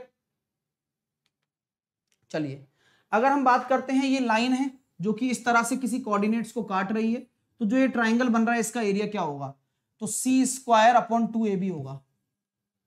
क्या होगा, सी स्क्वायर अपॉन 2ab। चलिए नेक्स्ट, अलजेब्रा। तो अलजेब्रा तो हमने ऑलरेडी पढ़ चुके हैं, ये सेम चीज है, आप इसको नोट से रिवाइज कर लीजिएगा। मैंने सारे इंपोर्टेंट फॉर्मूले यहां पर डाल दिए हैं, सो रिवाइज कर लेना। वही चीज है जो मैंने आपको पहली क्लास में पढ़ाए थे, है ना। तो मैंने आपको बहुत सारी चीजें यहां से कवर कर दी, इससे बाहर क्वेश्चन नहीं जाने वाले हैं, ठीक है। इस पे मैंने क्वेश्चन भी डाल रखे हैं, तो ट्राई करिए इनको। ये सारी इंपोर्टेंट वैल्यू हैं जो आपको याद करके जानी है, एक बार देख के जाना। मेहनत तो मैं पूरी करा रहा हूं आपको कसर छोड़ नहीं रहा हूं मैं। आप लोग अगर कसर छोड़ रहे हो तो फिर आप कभी भी खुद को माफ नहीं कर पाओगे लाइफ में। मेहनती इंसान मिलना बहुत जरूरी है जिंदगी में, अगर आगे बढ़ना है तो। वो मैं करा रहा हूं, मुझे पता है, मुझे अपना काम पता है कि मैं और क्या बेटर कर सकता हूं। मैं तो यही सोचता हूं कि कोई भी स्टूडेंट किसी अन्य एग्जाम की तैयारी कर रहा है तो उसके लिए मैं और क्या प्लान कर सकता हूं नया, वो तो मैं कर रहा हूं, ठीक है। चलिए ये रेगुलर टाइम टेबल है। 8 को रात को 8 बजे अपना लाइव टेस्ट होने वाला है ग्रुप डी का, कोई टेंशन वाली बात ही नहीं है, ठीक है। हाँ, सुबह 9 बजे एनटीपीसी के पेपर चल रहे हैं, कैच द मैच चल रहा है अपना लगातार 3 बजे लगातार। साहिल 10 कोड लगाकर मेरे क्रैश कोर्स से जुड़ जाओ जो इस बार आ रहा है। मैंने आपको बताया ना कि जब आप अनअकैडमी पर जुड़ते हैं तो मेरा फाउंडेशन बैच तो मिलेगा, उसके साथ साथ मेरा crash course, test series, ask it out feature और आपके सामने रेज हैंड, ये सारे के सारे हर सब्जेक्ट के लिए मिलने वाले एक ही सब्सक्रिप्शन में। आप कैटेगरी सेलेक्ट करिए, आइकॉनिक सब्सक्रिप्शन लीजिए, गेट सब्सक्रिप्शन पर जाइए, 24 मंथ का सब्सक्रिप्शन लेकर साहिल 10 एज ए कोड लगाकर आपको जुड़ना है। जैसे ही साहिल 10 लगाओगे यू हैव टू अप्लाई करके आपको डिस्काउंट मिल जाएगा, सारे फीचर्स मिल जाएंगे। ये मेरा क्रैश कोर्स 13 तारीख से आ रहा है, लेकिन सारे बैच शुरू हो चुके हैं अन्य सब्जेक्ट के, तो वहीं से पढ़ना शुरू करो ना यार। आस्क इट आउट है, कोई भी फोटो खींचो, ये इतनी सारी टेस्ट सीरीज चल रही है अलग अलग टीचर्स की, आइकॉनिक फीचर्स आपके लगातार आपको मिल रहे हैं, इनका फायदा अलग होता है आइकॉनिक फीचर्स का। तो आप ask it out, raise hand और आइकॉनिक सब्सक्रिप्शन और प्लस सब्सक्रिप्शन दोनों ले सकते हैं आप साहिल 10 कोड के माध्यम से। तो भैया रुकना नहीं है, झुकना नहीं है, चलते रहना है, यही जिंदगी है। तो thank you so much, thank you for watching. उम्मीद करता हूं मजा आ गया होगा।